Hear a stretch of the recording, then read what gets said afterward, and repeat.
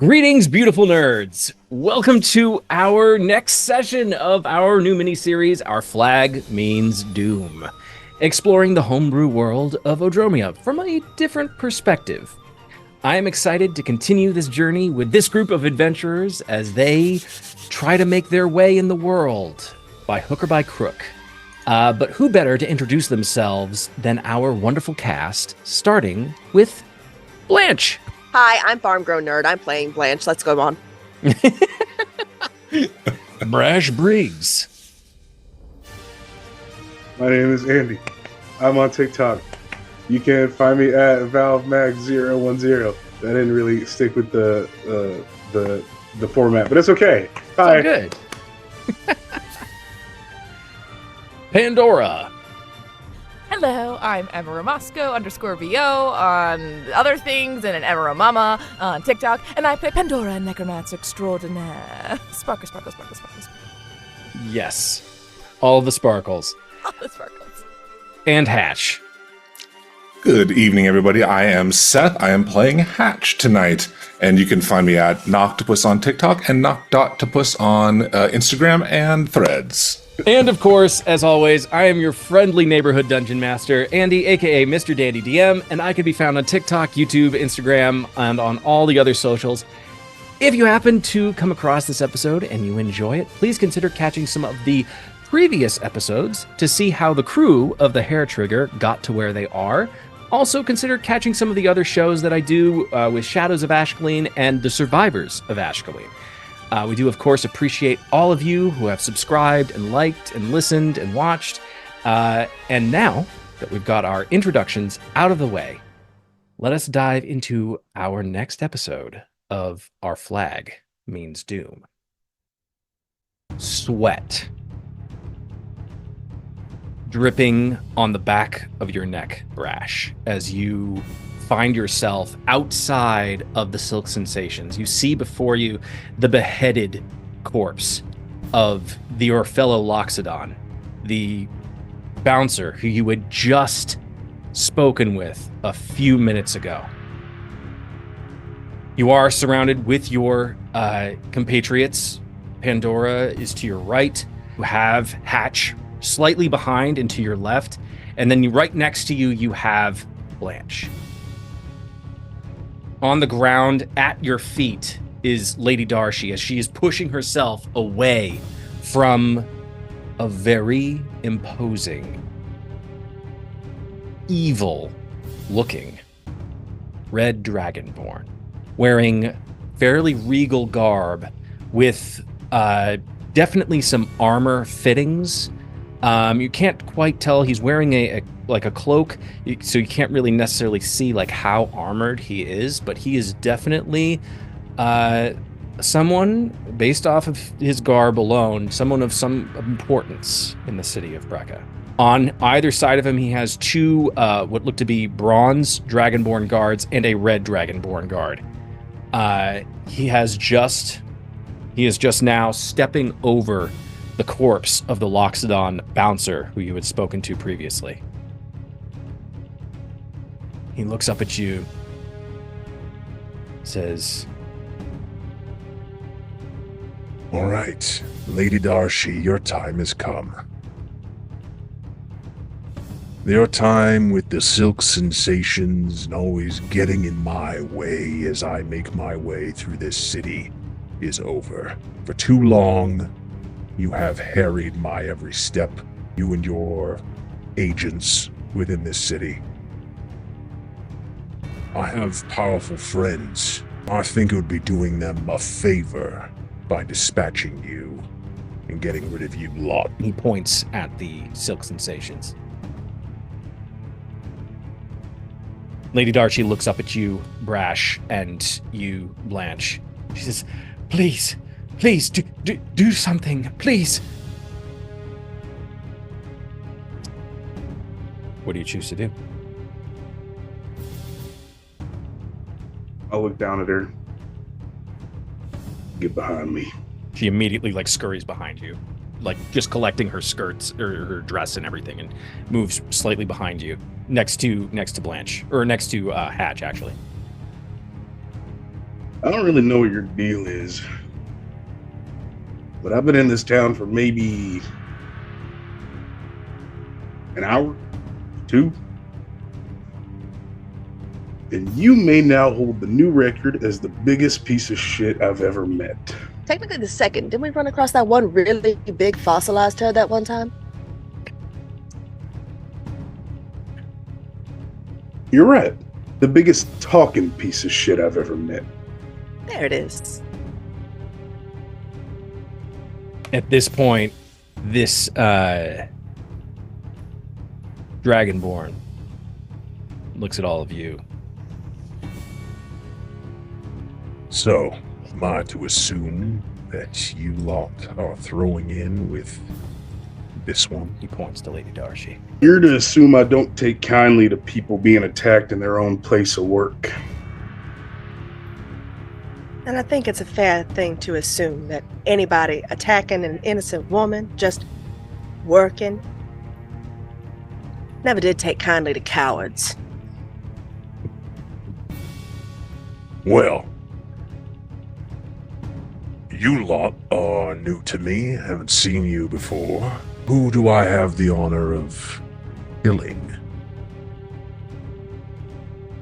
Dora tries not to laugh. Brash does laugh.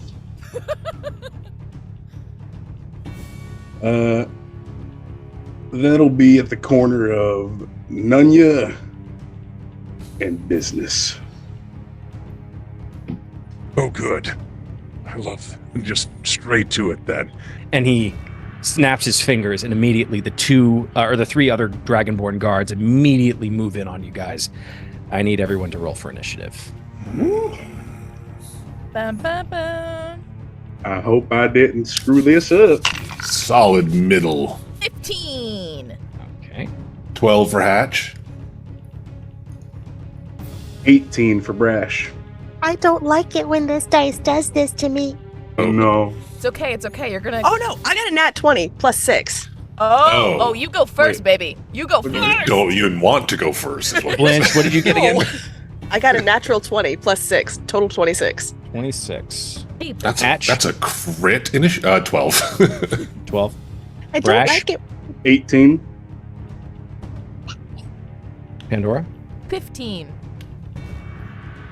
And really quick, just with character, Seth, we found out that this is Duke Chiron, right? Like, we were given the name Duke Chiron from Durascus, whatever his name is. Right. The priest. Okay, cool. Just want to make sure that I'm not metagaming. Duran? Duran? The priest Yep, Duran? it's the That man? How did we not recognize him?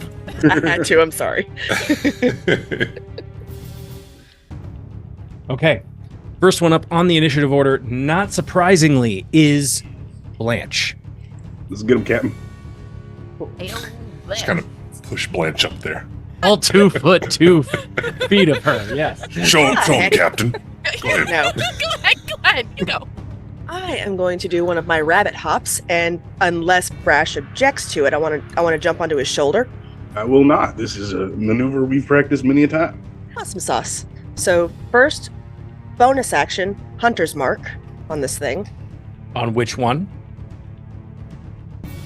The mouthpiece.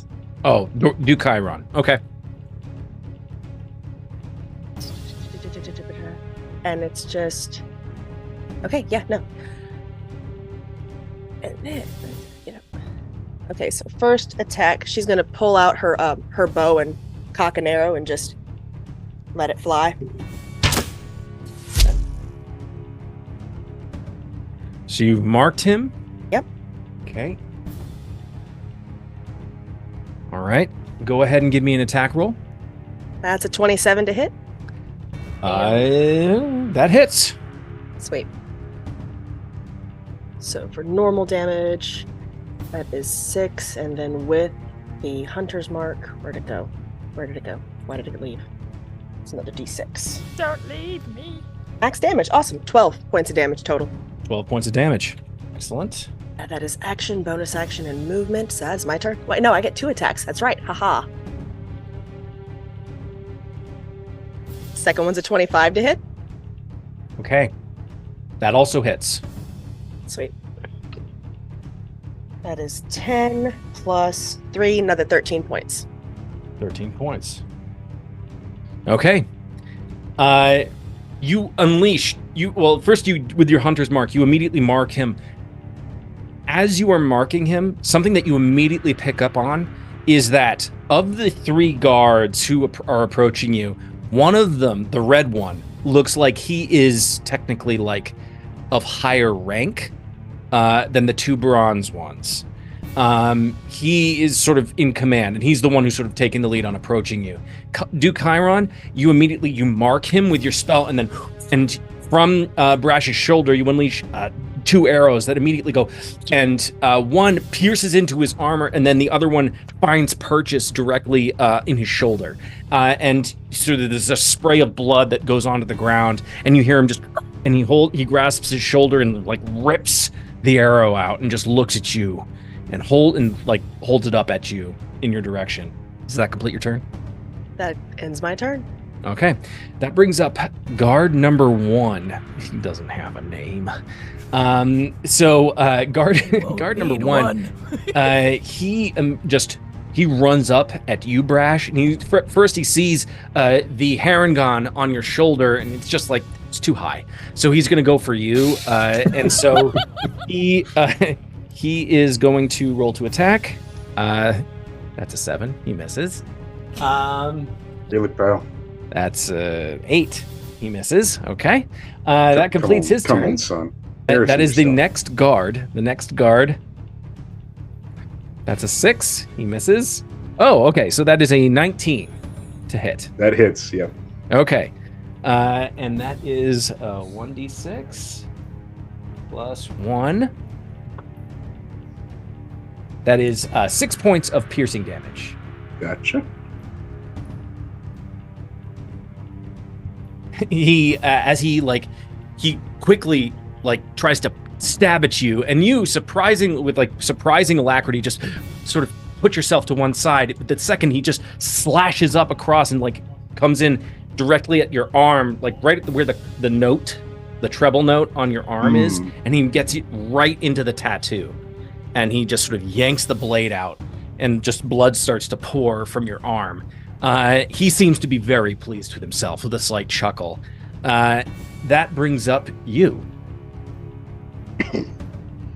I'll just kind of grimace as he yanks the blade out. And okay, you proud of yourself? You proud of yourself? Just okay. a little. And I will empower the tattoo on my arm, and you guys will see it start to glow like a bright purple, and kind of almost like an after image raise on my arm. The spiral go all the way down, and the longsword in my hand will kind of get grasped by the magic of it. This lets me kind of poke people from 15 feet away, which I won't really need that right now, because I'm gonna hit one of them each, hopefully. This one will be, the first one will be at the guy who hit me. Okay. That is gonna be a 16 to hit. That hits. Okay. 1d8 plus 2. 7, then plus 1d6 of force damage from the tattoo. 6. Okay, so that's 13 points, 7 piercing, 6 force damage. How do you want to do this? Whoa! Quick, baby!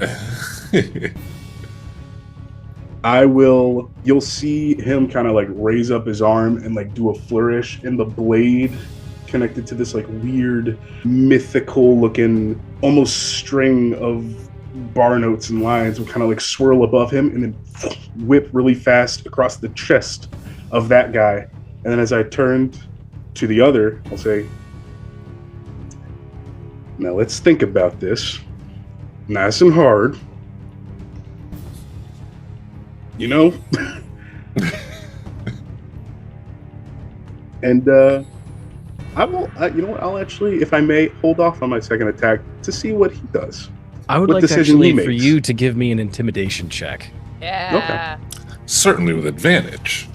Yeah, I'll say, yeah, you get advantage. You just cut down his buddy. Ooh. Okay.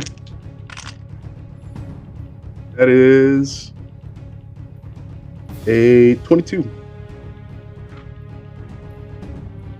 What subclass are you? College of Valor Oh, got it. with expertise and proficiency in intimidation. From the guard's perspective, you bring the sword down, and it's like that in some of those like period pieces where they suddenly like look up and all they see is the shadow of the blade as it strikes down from their perspective, and it's like, and it just cuts directly into like their body. And it's like the scene in Rob Roy where Rob Roy just cuts down Tim Roth's character and but cuts him almost in half.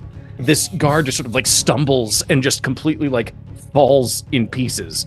The other guard, after having just tried to attack you, he sees what happened and he immediately relieves himself on the sand. Just soils himself with fear. Oh, that's unfortunate. And he will use his 5 feet of movement to try and just get away from you. There we go. Which will incur an attack of opportunity if you wish to use it.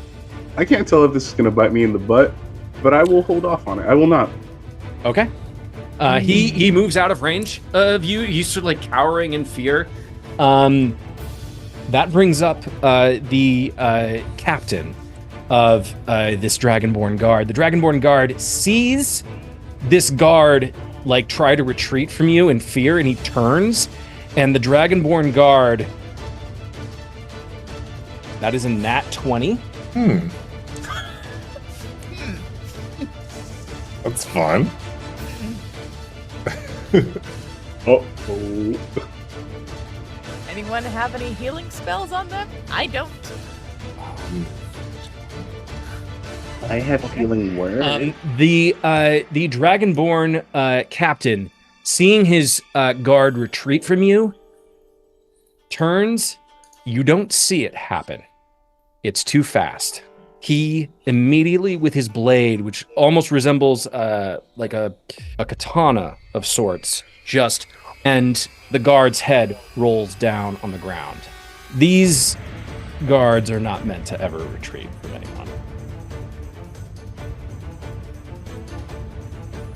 He then looks at you, Brash, and he is going to.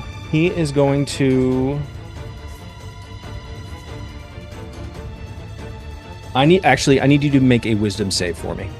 Okay.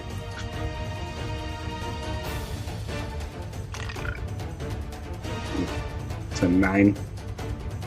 Is this against being charmed or frightened? Yes. Oh, I get that at advantage. I hope it's charmed. Is it charmed? I hate That's better. charm. That's a 16.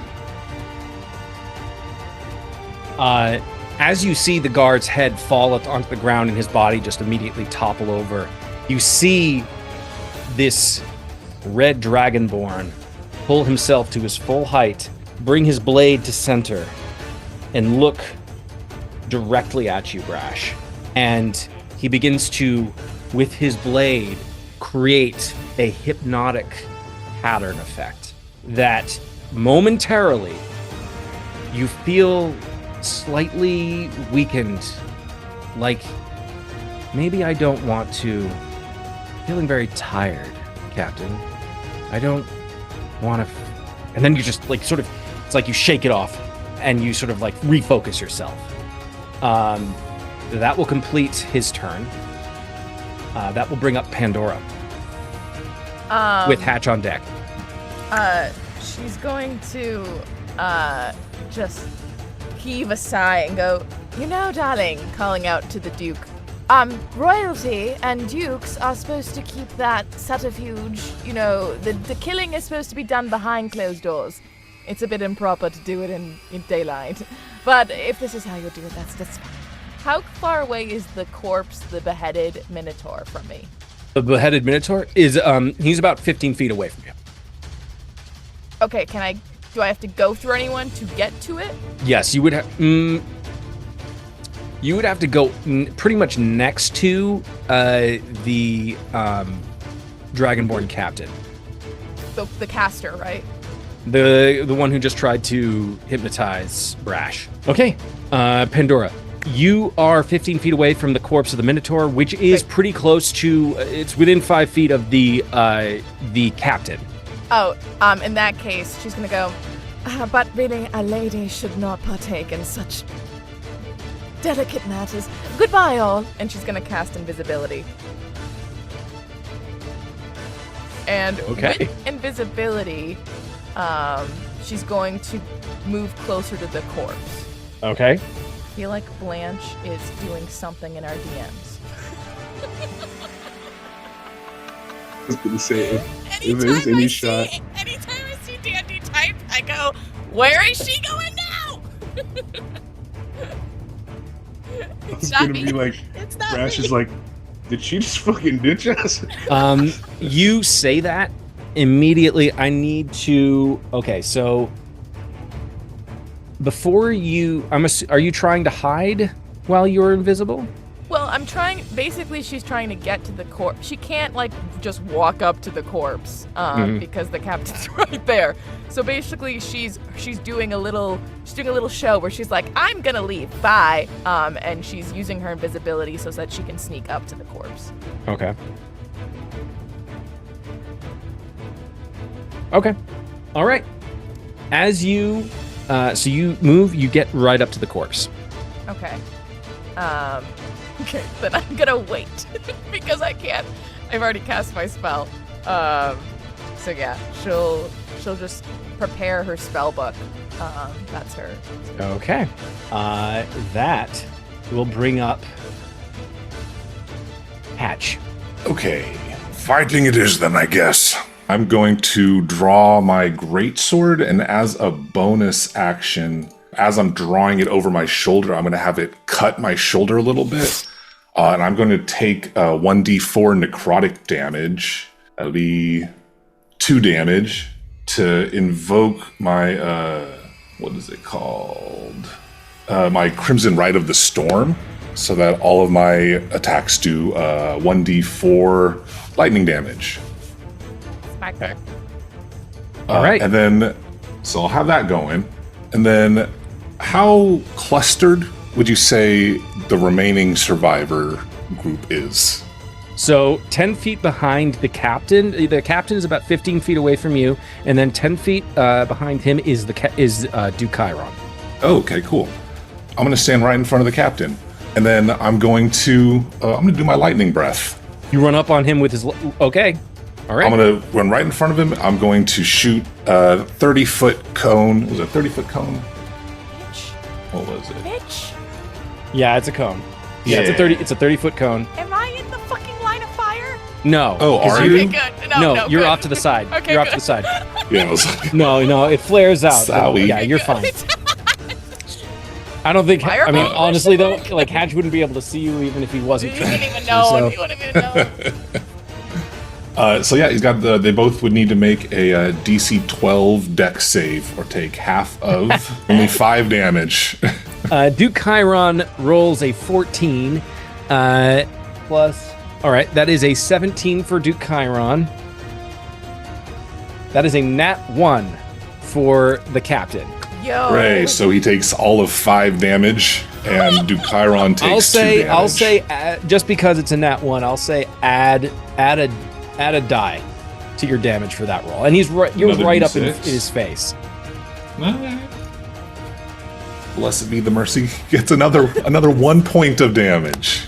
Good job, So Matt. for- A little static electricity got on him. How much? So how much damage total? That would be 6 to the captain, 2 to Duke Chiron. How do you want to do this? No, I'm kidding. Wonderful. It'd be the most Hashtag get storm most breath. permissive. So 6, and then you said 6, and then 5 to Duke Chiron. No, 6 and then 2 to Duke Chiron because he made it. Okay. All right. And I think that's all that I can do. Even at 3rd level? I mean, I got other stuff, but it's like, it's a wide and shallow ocean here. Wide and shallow. Yeah, I understand. Okay. That will bring us up to Duke Chiron.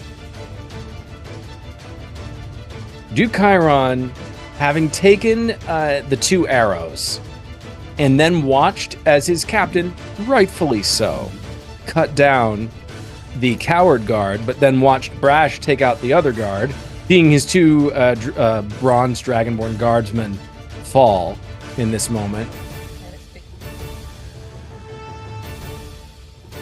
He is going to try and make a run for it. Shut the fuck up. No, Is he not. 15 feet from me? It's been 1 round. No, At least. the captain is 15 feet. The other, Duke Chiron, is 25 feet away from you. Okay.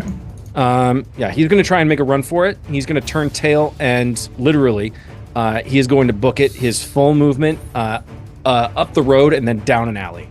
I can still magic missile him, question mark? No? Damn it. Because it... No. It's not a reaction. You can't react to the magic. No, I missile, can't right? react it, but I'm like, for the next round, but I guess he's gone. Yeah. Yeah, Duke Chiron, he books it up and around the corner, and he has lost to sight, leaving the captain alone. Rose? Let me get That brings us back up to Blanche. All right, Brash, you got this. Another bunny hop, jumps, and beats feet heading for Duke Chiron. You're going to... Oh, okay. All right. Okay. What's your movement? Total movement? 30. 30? Is there anything in addition to that as a Harangon? It's vertical stuff, isn't it? Yeah, it's mostly vertical stuff. It's jumping. Okay.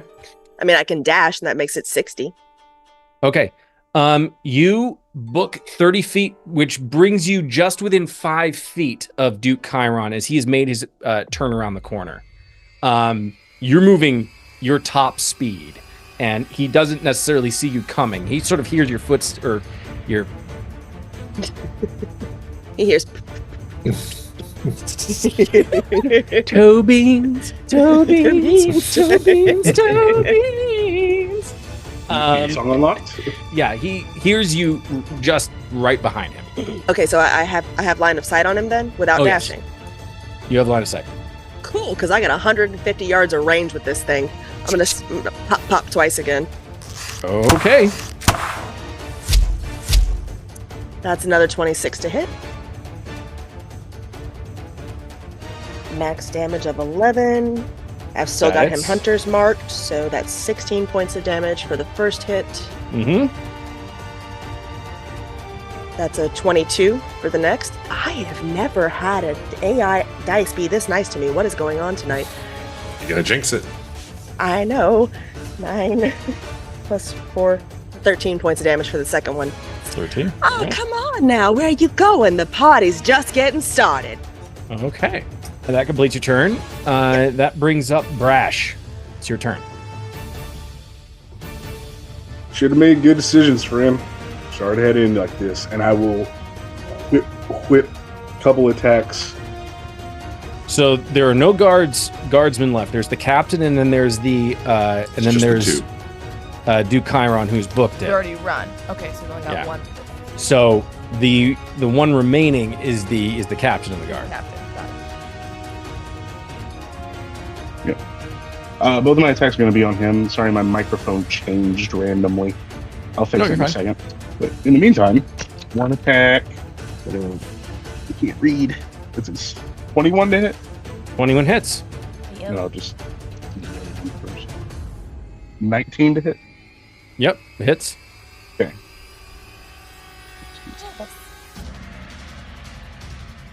All together, it's going to be 27 points of damage.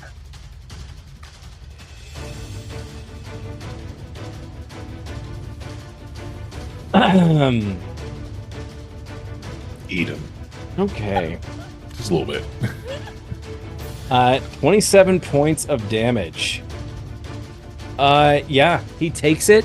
He is just had the smell of ozone is thick right now with the lightning breath discharge from Hatch. As you come in alongside, he's briefly blinded for a second by Hatch's lightning. You come in and he doesn't even see it as you just sort of come down with your blade. 2 attacks, just boom, boom. He takes it right across the chest and then up across the arm. And he just roars in pain as he tries to adjust and move his blade up to try and counter, and it does not go his way. Did that complete your turn? Almost. Seeing that he's not down yet, I will turn and look at Hatch.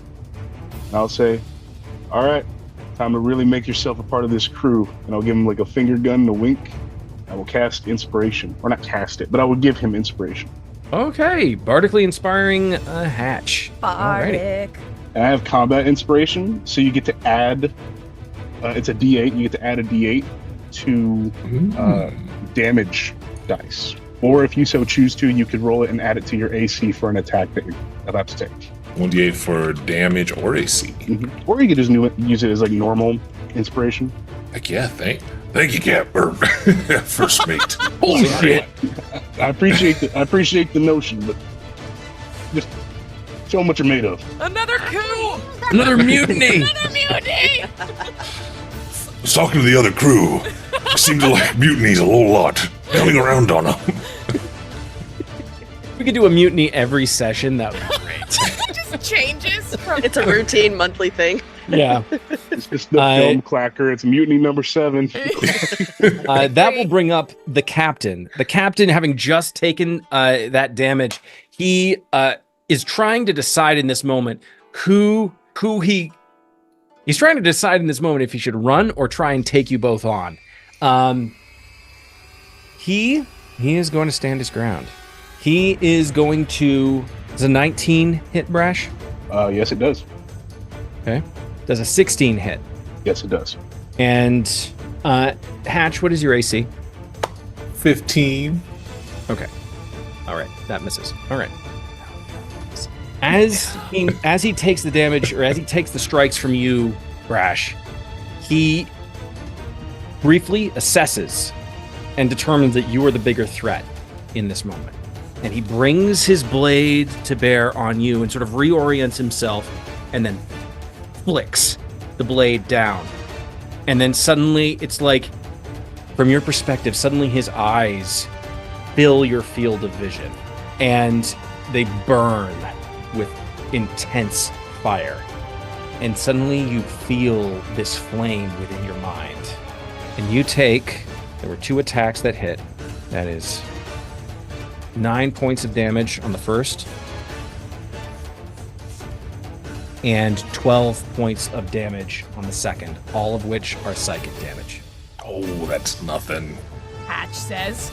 Yeah. Which would A kill big guy him. like Brash. That one hurt. All right. Lucky hit. Fun fact, Brash has 1 less hit point than Hatch does right now. Oh, yeah. So you have a whole hatch inside you, buddy. Quote that shit. You have a whole hatch inside We have you. the whole hatch inside you. Inside We you, all buddy? have a hatch inside us. I feel like we all have a whole hatch We all inside have a us. whole... Different percentages and fractions, sure. It's not really about, the enemies you kill. It's about the hatches that you have along the Along way. the way. This, as you feel this intense heat, it almost drives you to your knees, Brash, as it feels like your skull is being split in 2. At this point, the captain is going, having used his attacks, he's going to try and book it. And it will incur attacks of opportunity from Brash and Hatch. I'll take that. Can't have that much left. 17 for Hatch. 17 does hit. 20. Yeah, both hit. Bye. Okay. Let me see here. So, oops, what did I just roll? 12 slashing, plus 3 lightning, and then I'm going to use that D8 for an extra 4 inspired slashing damage. I just Okay. send over a 9. That's how much damage total from both of you? 19 for me. And then 19? 9 for me. So like 28, I think. No, 27. Hold on. Wait, was somebody doing addition? Were they adding the 2 damage? How much from Yeah. both of you? 19 plus 9. So it'll be 20. Okay, so 28. Oh, it was 20. Okay. Yeah, no, Yeah. I'm good at math. 28 damage. Okay.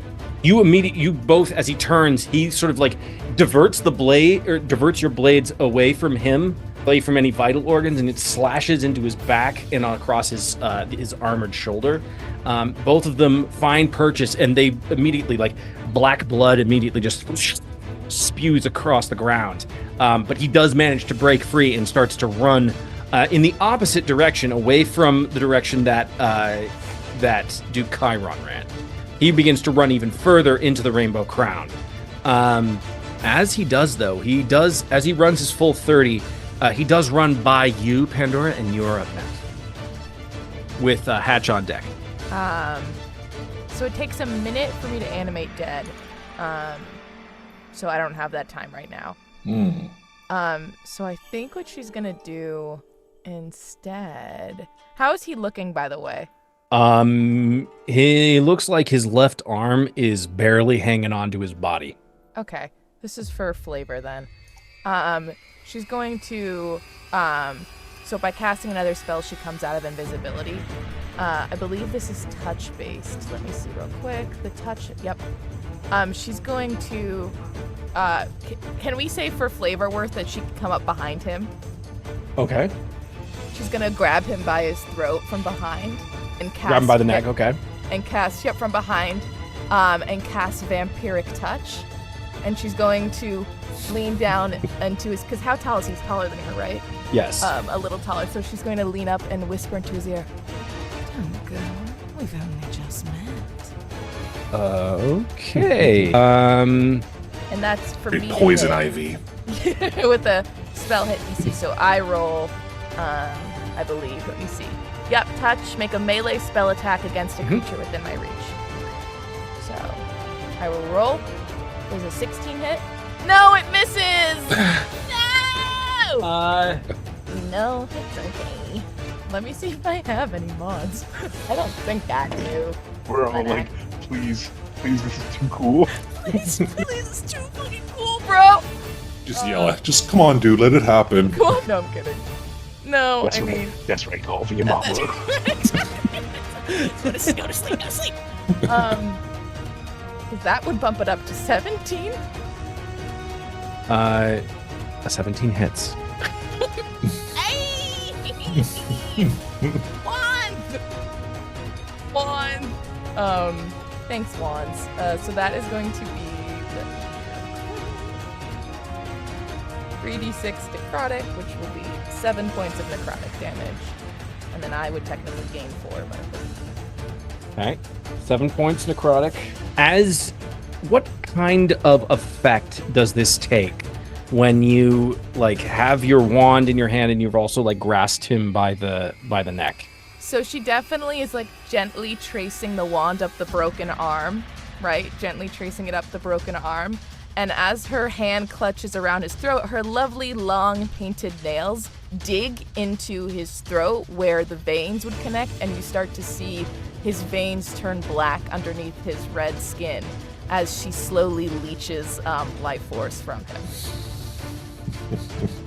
As you do this, Pandora, not only does he feel the full effect of your necrotic damage, but his arm fully falls off as it becomes just necrotized and it decays off of his body. Yeah, he is still up though. Hatch, it is your turn. So they're both running away. Yes. I don't feel like chasing them. I'm gonna see if Lady Dashi is all right. Lady Dashi. Okay. You see in the 2 rounds of combat so far that you guys have gone through, you see her. She has like pulled herself up and is like standing like with her back in the doorway, as she looks visibly shaken. Lady Darcy, you're doing all right. Oh yes, I'm. Just the sight of blood. It's so very discomforting. I apologize. It's an unfortunate side effect of the business. So lucky that you were here. Well, it might be good luck, might be bad luck. They are. How likely do you think it is that they'll be back in greater numbers? Don't know, with my loyal, she says sort of as a question, protectors here, I'm sure that the House of the Silk Sensation will be secure. Please, this is all happening within 6 seconds. Not Right. really. Like it's like Real fast. we'll say that she says all of that. This it looks. Yeah, that will bring up Duke Chiron. Duke Chiron feels your attack, Blanche, and he is going to wheel on you in this moment. And he, standing at a full almost 7 feet tall, is looking down at a 2'2" bunny. And he turns. He does look hurt because he has your arrows stuck in him. But he sort of looks down at you,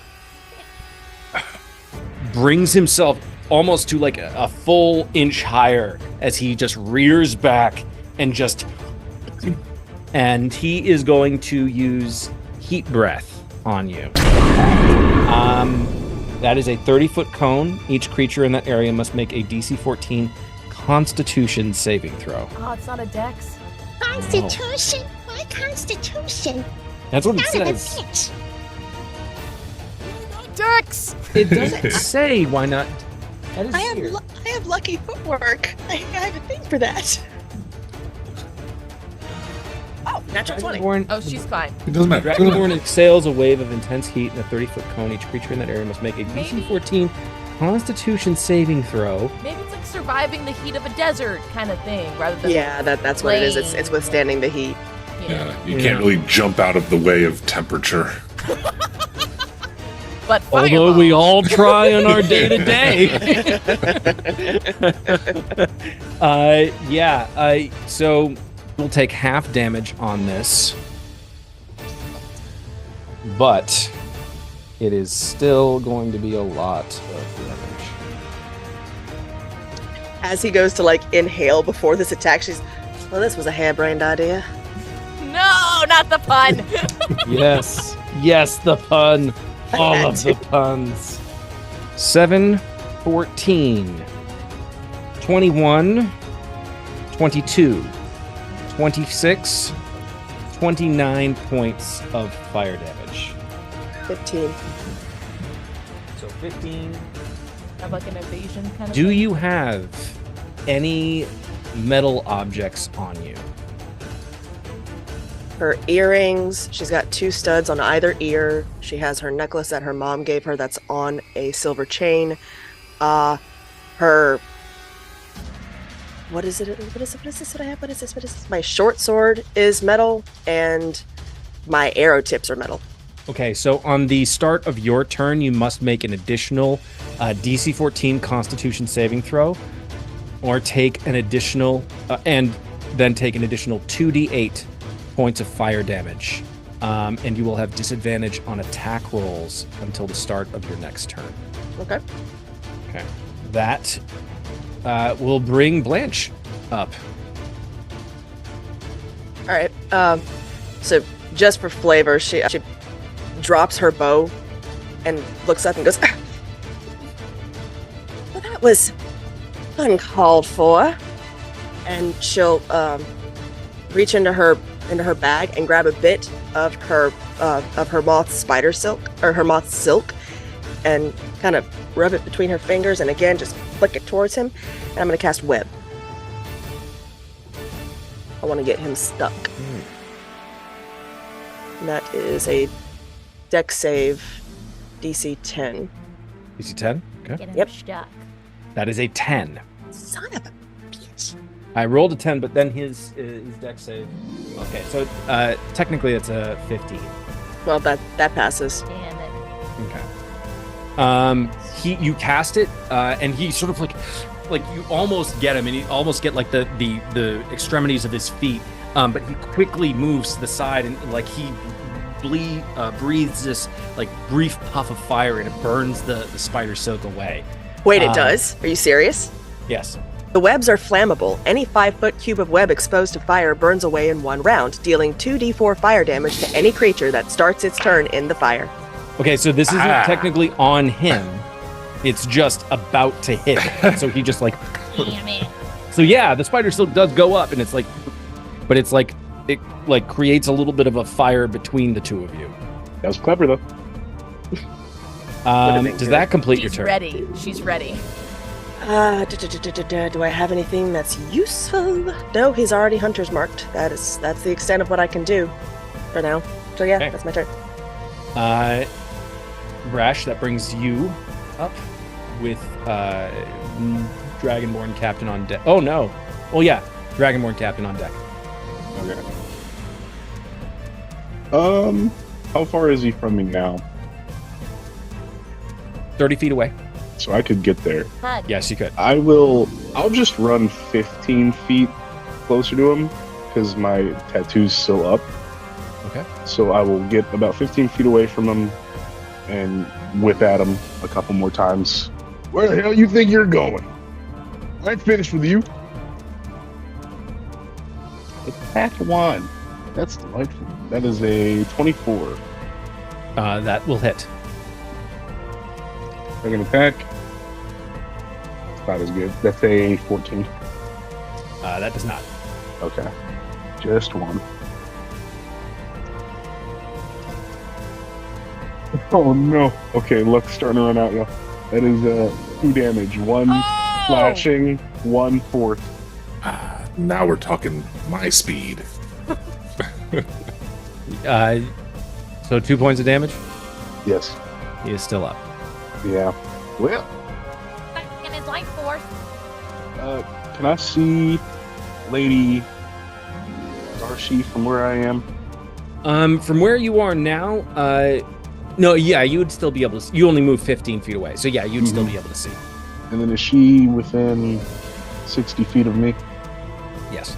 Okay. Real quick, I'm going to send a 3rd level healing word her way, if I may. Hey, yo. Okay.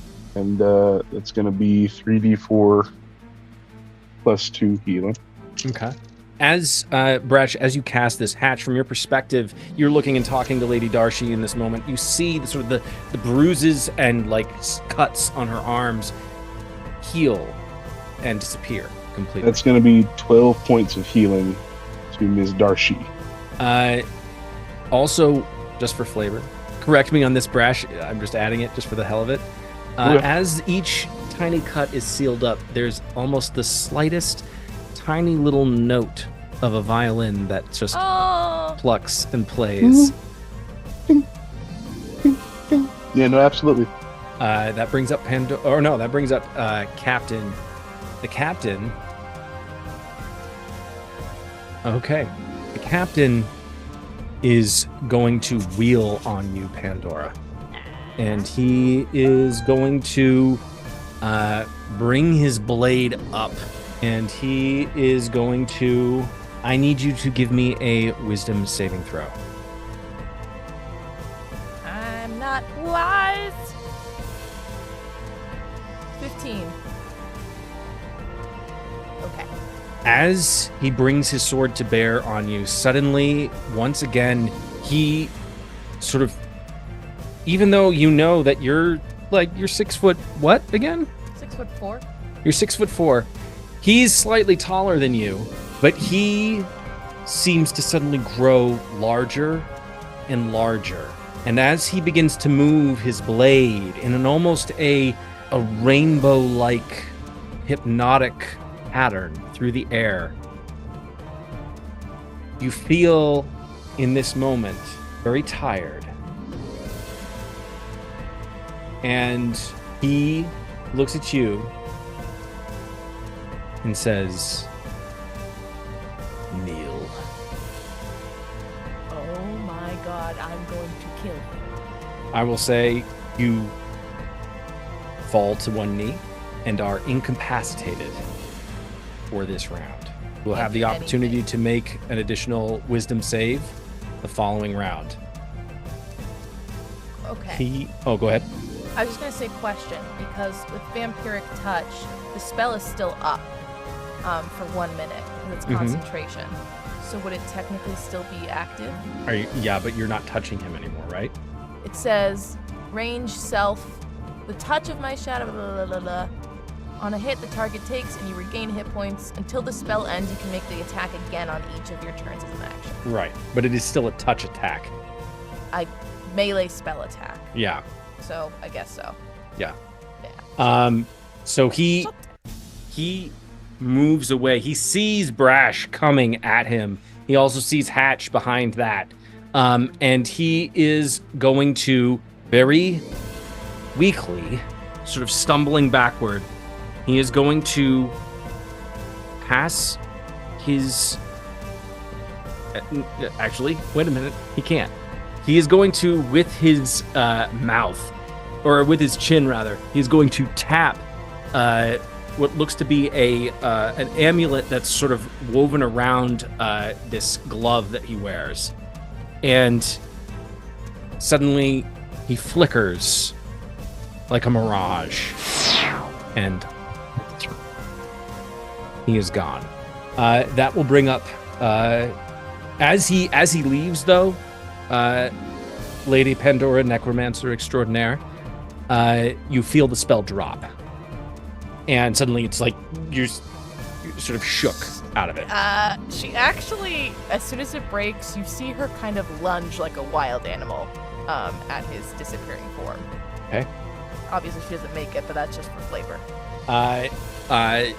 Unless you want to do something else. I can't, No. unfortunately. Okay. Hatch, it is your turn. How far away is Pandora from me and Brash right now? From you, because Brash moved 15 feet towards them. He's 30 feet, or Pandora's 30 feet away. Just a full move. Okay. Yeah. And which way did we see Captain go? Captain went the opposite direction, chasing The after opposite direction. Lord or Duke Chiron. Okay. I turned to Brash. Brash, my good man, could you see to Miss Pandora? I'm going to go check on the captain.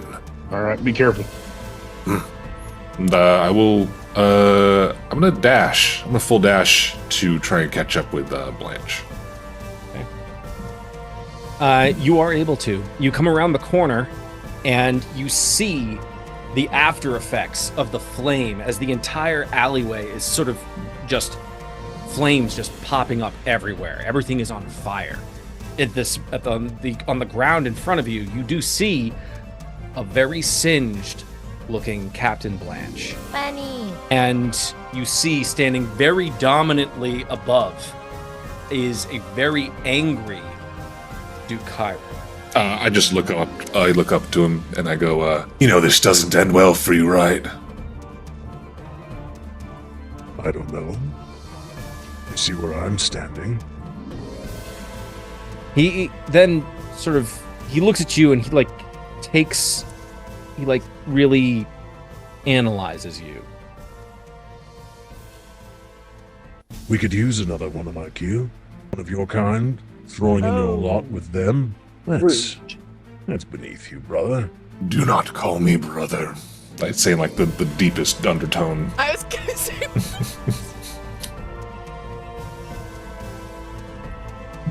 Well, your loss. And he, since you dashed to there, unless you have something else you would like to do. You know what? Let's blow all the stuff he's got. I'm gonna use my hybrid transformation and turn into a werewolf. What the fuck? It takes a little longer because as a lizard, I don't have hair follicles, so I have to grow those real quick. So my body's just kind of gurgling with little itty bitty hair follicles. Blanche, you Probably- see this happening as suddenly Hatch transforms, takes his bestial transformation.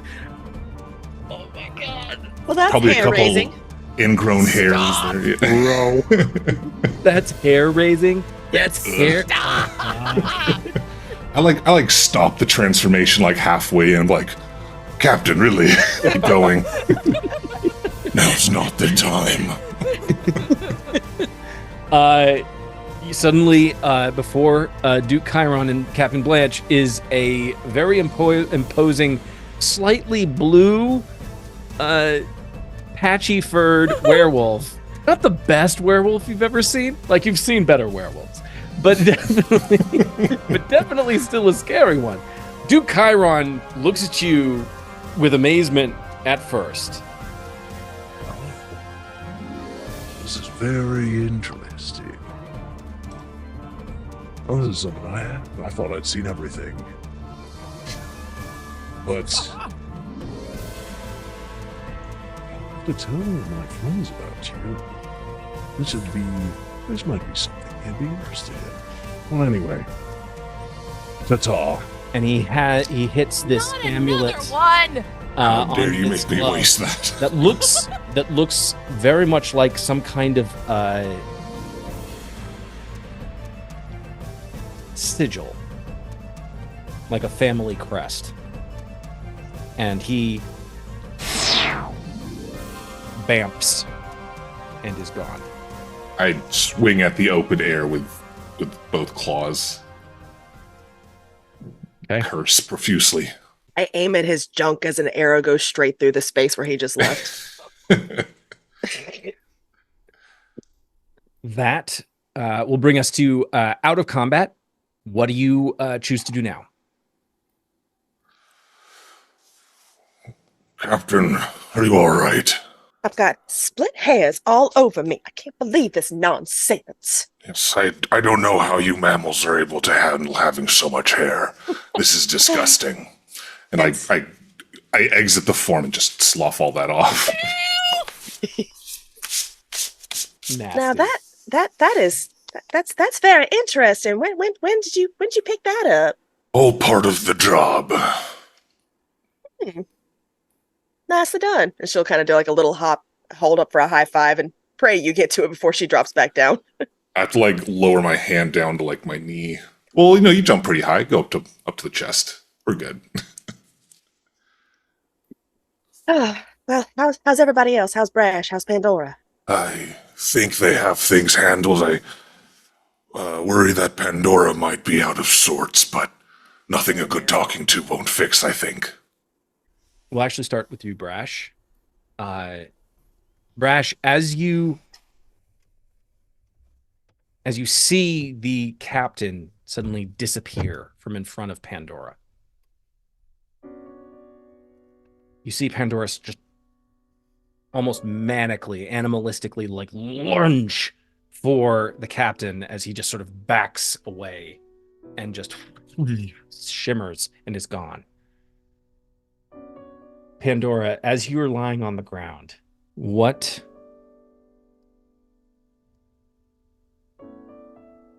does it feel like to lose in this moment? All she can think of is when she would watch her grandfather grovel on the streets of Ashkelon to placate the crowds. And how they would laugh. Oh, I made Dandy sad. So she will take a moment to slowly get to her knees and recompose herself. Brash, you see this happen after very briefly seeing an unhinged Pandora. How do you respond to this? I have questions, but in that moment, I don't take another step towards her. I just stand and I watch, and I give her all the time she needs to get back to her feet. And once she is back to her feet, then I will approach her and I will. You all right? She's dusting herself off. Her wand is back, curling her hair. She's not making eye contact with you, but you'll hear her softly say, "Oh, I'm quite all right. And, First Mate Brash, that will be the first and last time you ever see me kneel to a lesser creature. Shall we catch up to the captain?" Yeah, we should. I give her a nod of just that silent understanding, and I'll continue on my way towards the alley. A little bit unnerved, but mostly worried. Not for myself, but like for that one. She'll walk, she's back to fluffing up the hair, she'll go, "Oh wait, do we need some backup? Hold on, I have a fun little trick I can do." And she's going to turn back to the two corpses strewn on the ground. "Boys! Oh, gentlemen!" "All right, darlings. Now, I know you think," and she's preaching to corpses. I'm just putting this out right now. He's giving you side glances as you're doing. I know you think this is the end of the line, right? You've been told that death is the end for all. But here's the thing, darlings. That's what the gods want you to believe. No, dears. This is only the beginning. And she's going to, with one of her tusks, take out a little chunk from her finger to sprinkle it onto the headless minotaur. And because I think Undead Thrall is the name of the feature, I can raise another corpse, so I can raise two corpses. When I cast Animate Dead, I can target one additional corpse. And whenever I create undead using my necromancy spell, the max HP of both those corpses is increased by 7, and you guys get +3 to weapon damage rolls. Okay. Well, Brash, from your perspective, you see this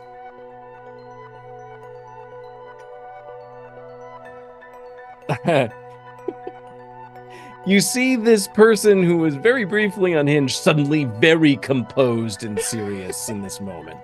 Take their finger and slice it open with their teeth and flick it onto these corpses that immediately suddenly just... What the ever loving... And just in the streets of Brecca, suddenly, there are people that are sort of peeking around like the doorway with Lady Darcy. Several of the men and women who work at the Silk Sensations are all looking on horrified as suddenly the corpse of the much loved bouncer suddenly stands up in the middle of the street with another one of the Dragonborn guards. And yeah, they join you, Pandora. No. I hope he wasn't well liked. Are we ready, gentlemen? Because I think you deserve some retribution. Yes? Oh, you can't nod and you don't have a mouth. I'm so sorry, darling. Let's maybe just give me like a thumbs up. Ready to go? Oh, wonderful. First mate. And she'll turn around, right? Like sparkles. You're ready? Here's the question. I know we've called it a minotaur a few times. Oh, sorry, it's a loxodon. Yeah. Yes, it's a loxodon. I remember it being a loxodon. It is a loxodon. Sorry. Headless loxodon. You're good. Brash won't answer you for a few bits. His attention is very much locked on this person who was very much dead and is now in some form of undead, which is not something he ever thought he'd see. And there's a lot that's weighing on him right now. And just seeing something like that. First mate, they're happy to join us. I ask always first before I raise my corpses. Consent is key. You do this a lot? She looks a little confused. I am Pandora Necromancer Extraordinaire. It's in the title. I thought that was just, I don't know, some hoodoo voodoo shit. I thought you were, I didn't, you're, I didn't. Blanche is dying. So you can really,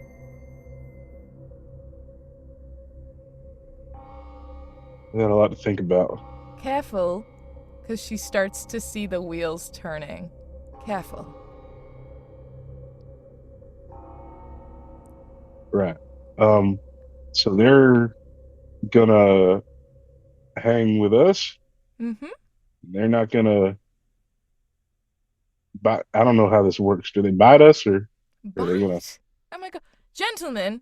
And she turns back to the corpse. She talks to them like they're they're like they're mortals just like them. So the first mate thinks that you're going to bite.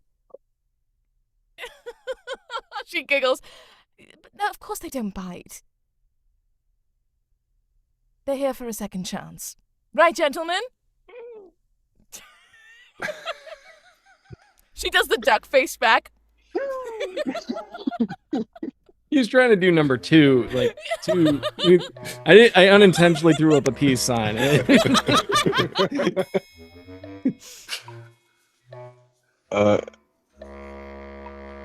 This is. I mean, if you're certain, I'd have faith in your abilities, but if this might be an acquired taste to some people, just letting you know. I find it's a lot easier to get along with the undead than the living.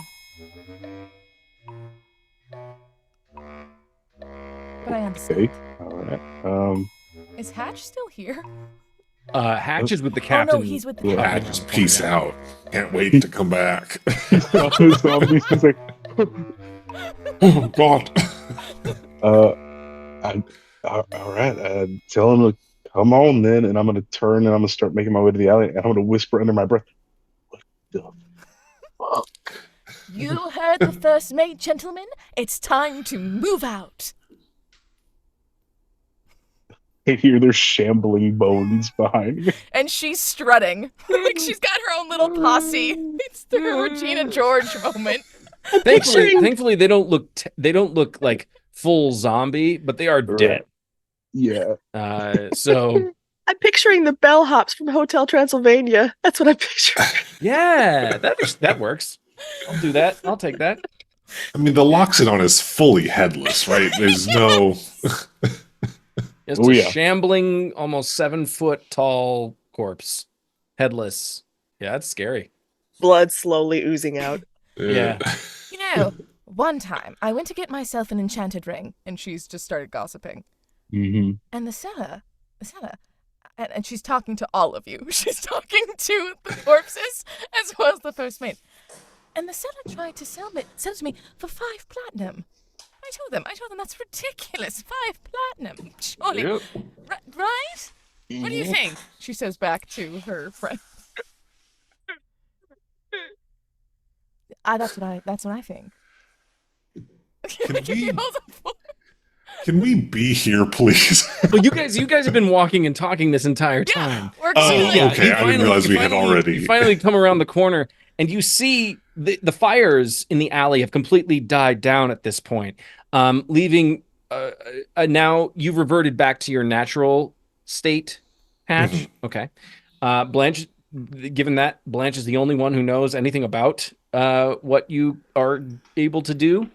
Blanche, You are the visual personification of what happens when I try to light the grill with like the fire with the fire starter thing after it's been like the grill's been closed and it's been filling up with like the propane gas, and suddenly it goes and burns the hair off of my arm.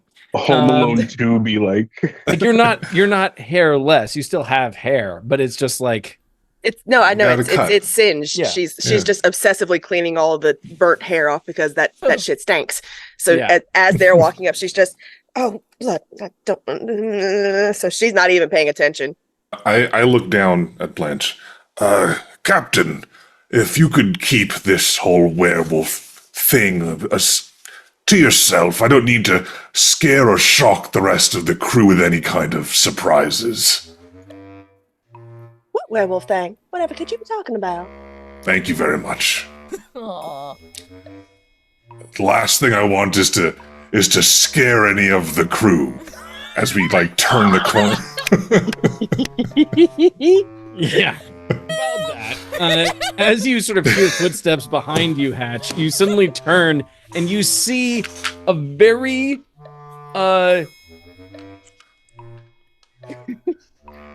just a very like perturbed Brash, slightly nervous, anxious look on his face as he's looking at Hatch and he's looking at the captain. As you also see come into the view Pandora, who is flanked by the corpse of a dragonborn guard and the headless Loxodon bouncer. I think Hatch immediately goes for the sword. it's fine. First mate, get down. The It's undead fine. have risen. It's fine. Apparently, What are you talking about, Hatch? What's going? She screeches and heads right back down the alley. Oh my goodness, I know I got a little banged up back there, but I don't look that bad. I'm gonna Please. hang on 1 second, and I'm gonna Control turn back. yourselves. I'm gonna turn back and face her and try to avoid any kind of eye contact with the corpses at all. But I'm gonna look at Pandora. I'm gonna be like, all right, One, that's not a problem at all. maybe, maybe Wow. it's not you. All right, you It's don't always look me. all that banged up. Oh, thank you. It might just be I them. look good. You look fine. Fine. I mean, Blanche from, like, around I the know you corner. could look better. I'm gonna charge We the just got in a Hawks. fight. I know, but I have like the wing tussled, like, kind of look about me, right? Like, it's just gotten to a bit of a row kind of thing. Like, glittering sheen of sweat on my brow. Pandora is serving fishing for compliments right now. As you're Sure. talking about that, Hatch is gonna charge and tackle the locks. No. I step right in front. Step right in front. What are you doing, Miss Pandora? Hatch, please, these are our new friends. I look to Brash. Friends is a stretch there. Listen, she rate. I know. Unwiden your eyes. Honestly, I don't know why everyone is so surprised here. I told you all. Pandora, Necromancer Extraordinaire. I give like a knowing look to Hatch, like There's something about seeing one with the blood coming down its neck that's just a little bit unsettling. you got to think about how I feel with that, Blanche. I mean, I just talked to the guy, 20 minutes ago? That was. Not even. Yeah. You can still talk to him. Look, he answers too. He just talks in a different way now. Out of his esophagus. No, he uses his hands. Perhaps we can teach him sign. I have a question. How's he gonna see? That's a great point. Oh well, I guess there's no need to lose our heads over the situation. And if- So- God damn it.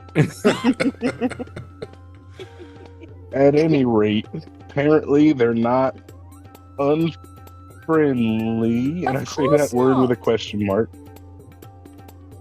But Pandora, you gotta. Excuse me, I had a burp. Fights make me burpy. You gotta understand, this is not something a lot of people are used to seeing. So there's gonna be a little pushback, a little shock and awe. It's just a different kind of shock and awe that you're used to. Okay, I'm used to standing out. I'm sure you are. All right. Do we Guys, not, just do we're we gonna. not need any more? I thought we needed more allies and more crew members. Oh well, there's nothing particularly wrong with it. It's just it's a bit shocking, you understand, to see right. Oh, We just spoke to this man not very long ago. and you can still ask him questions. He's, Understand? Ooh, actually, do you think he would mind very much if we would put like a little wood platter up there? a wood platter. Like, Something so I can you sit sit on on top top of of. him. Well, you have to ask him first. A little bit of respect for the dead here. Decorum. Pandora. From looks- Blanche. Pandora raises an eyebrow. I have the utmost respect for the dead. It's why Not I you, raised- Pandora, but that's a separate conversation. I'm talking about this platform idea. Well, perhaps we can we'll find something like a hat or something, so that he can just continue to traverse with us and just make his way through life and the undead deserve just as much of a second chance as the rest of us. Oh, a hat trick. I do love the sound of that. Do you mind if I at least... And I kind of like go up to him. I'm going to breathe a little bit of lightning just to cauterize some of the blood trying to come out of the neck. You do that. So it's not spilling everywhere. Eventually it runs out, but I understand what you're saying. More questions than answers. Anyways, we have a meeting to attend. Will your friends be accompanying? Well, I was just about to say, isn't it with the Duke? Or isn't the Duke aligned with that family? It's The for one the who- Duke's boss. It's with Another person. Another checking my Duke? notes. Where are my notes? Yes, let me pull out my leather-bound journal. I It's have with Lord Nightmore. right. And Yes. Duke Chiron is not associated with him, however, Oh, no. No, Well, they Duke are. Chiron is associated with him. Is Yes. associated with him. he is. Yes. So that's that. So yet again, I'm just a little curious. Do we want to meet with someone who just sent someone to eradicate? I don't know that I do. When I was speaking to Lady Darcy, she was telling me those people are freaking assholes, man. Like they are horrible. Yes. Well, they don't seem to be. Who has the highest passive perception? Not me. Uh-oh. Not fucking me. 12. Blanche. As this conversation is sort of taking place in this very charred alleyway, you guys are in the alley, except for the two corpses are sort of standing just sort of slightly out of it. You see 6 yellow-cloaked guardsmen run by. They all seem to be human-looking, and they run by and head towards the front of Silk Sensations. You see them, Blanche, you see them very briefly, exchange words with Lady Darcy, who points frantically off in a direction that is opposite you, away from you all. And they run off in that direction. She's a real one. Oh, well, By the way, we should not be here for much longer. I don't believe so. As she points out the whole little shebangaling that just went down. With the guards. Now that just doesn't seem right, does it? We didn't do anything. You might not be here for us. That's true, I suppose. I mean, we were involved, yeah, but we didn't start that shit. No, we were the heroes.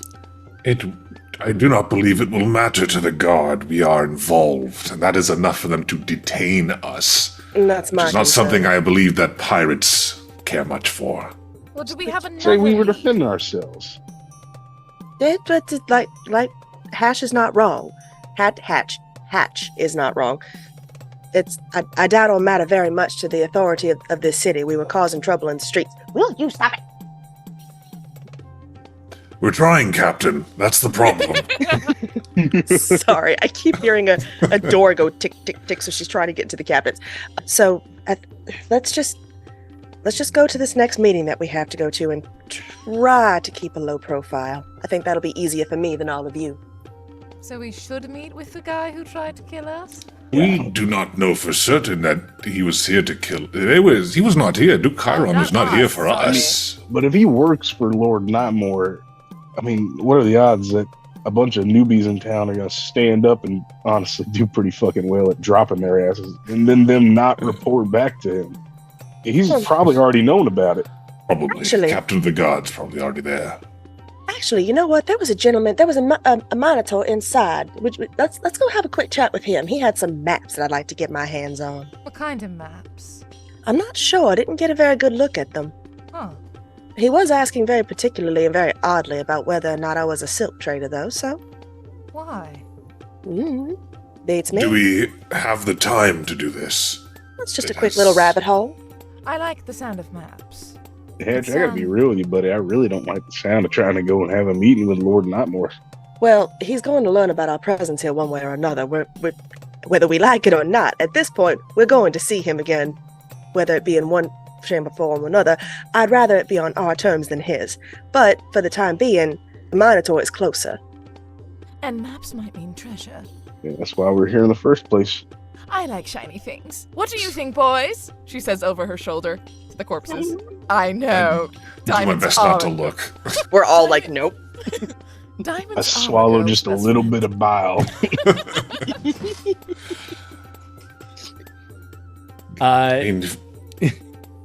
There's this brief exchange between Pandora and her thralls, and I'm assuming you guys are making your way back to the Silk Sensations. Just real quick to try and get these maps. Maps. You make your way back to Silk Sensations. You do see Lady Darcy pointing to two very large Minotaur guards who are wearing nothing but these are incredibly 8-pack, muscly, oiled Minotaur guards wearing a loincloth and two very large glaives. Dear gods. And they're huge, bigger than Brash.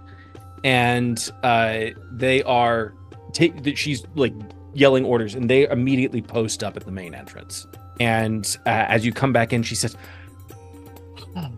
she very quickly composes herself.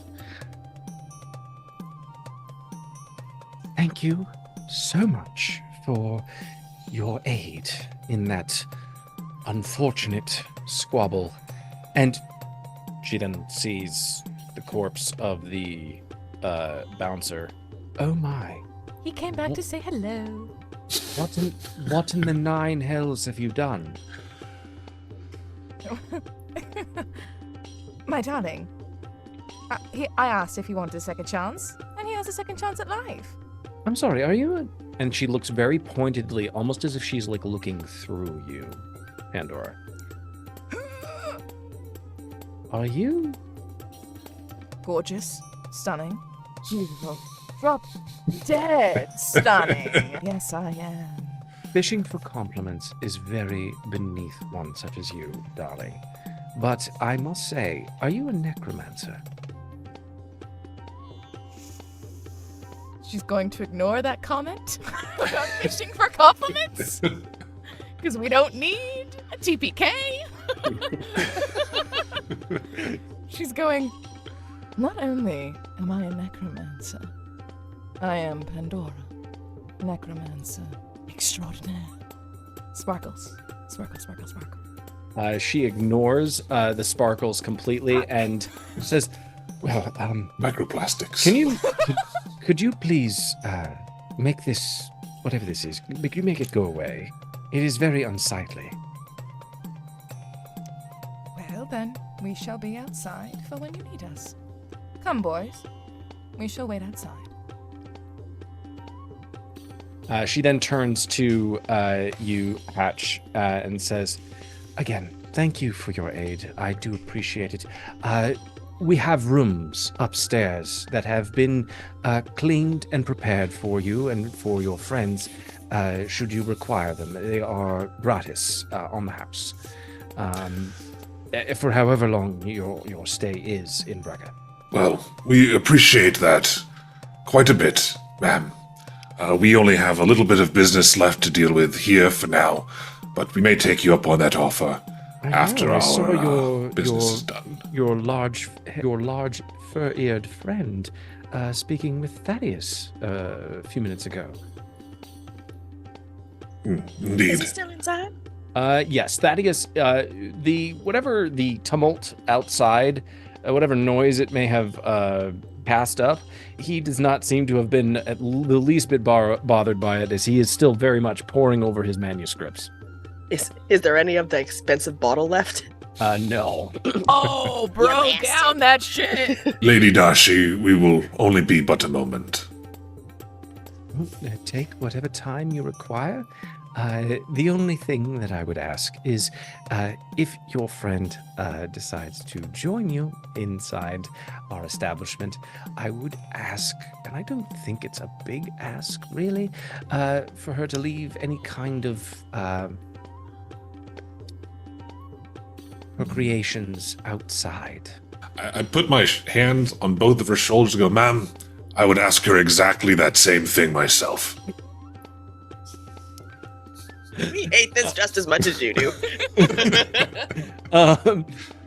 She just nods, thankfully to you, Hatch. And she says, if you do require anything, any pleasure of yours, please do not hesitate to ask.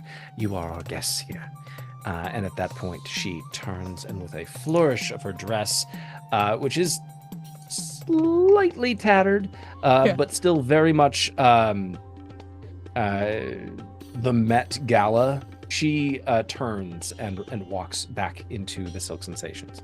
Blanche, you see Thaddeus just sort of like has papers, and he's like shuffling things, and he has journals, and he's just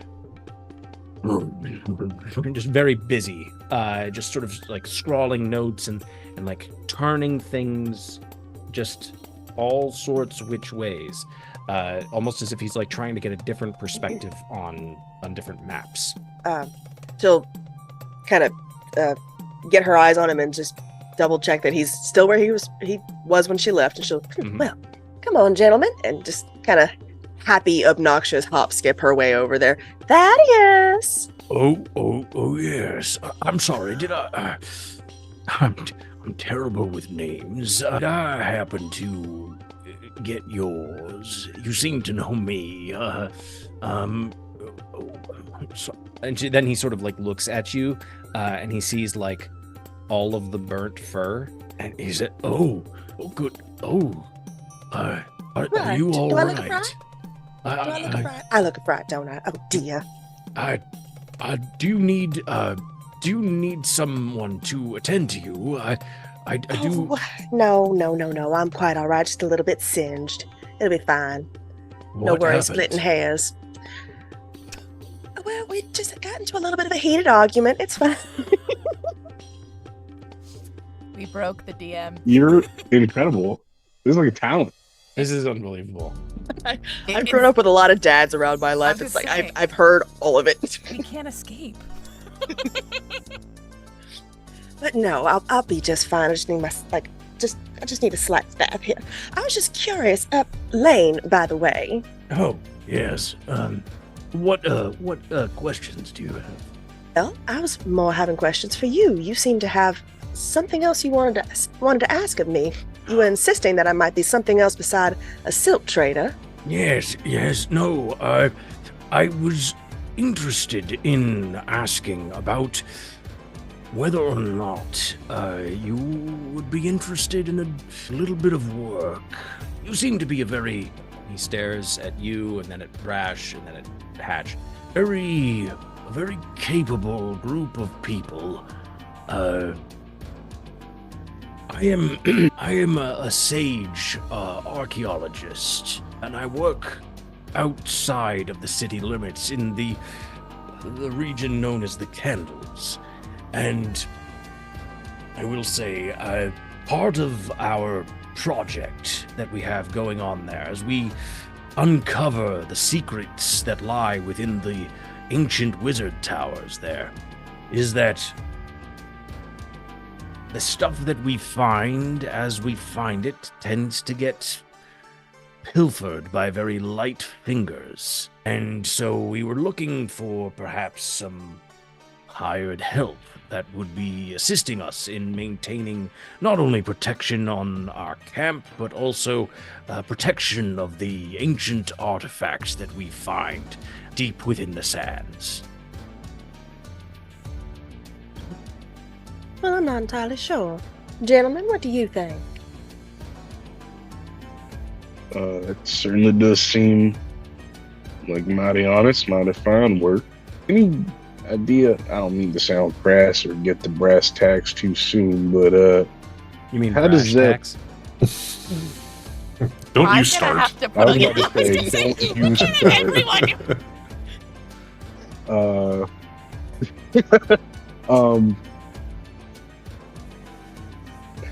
God dang it. Table broken.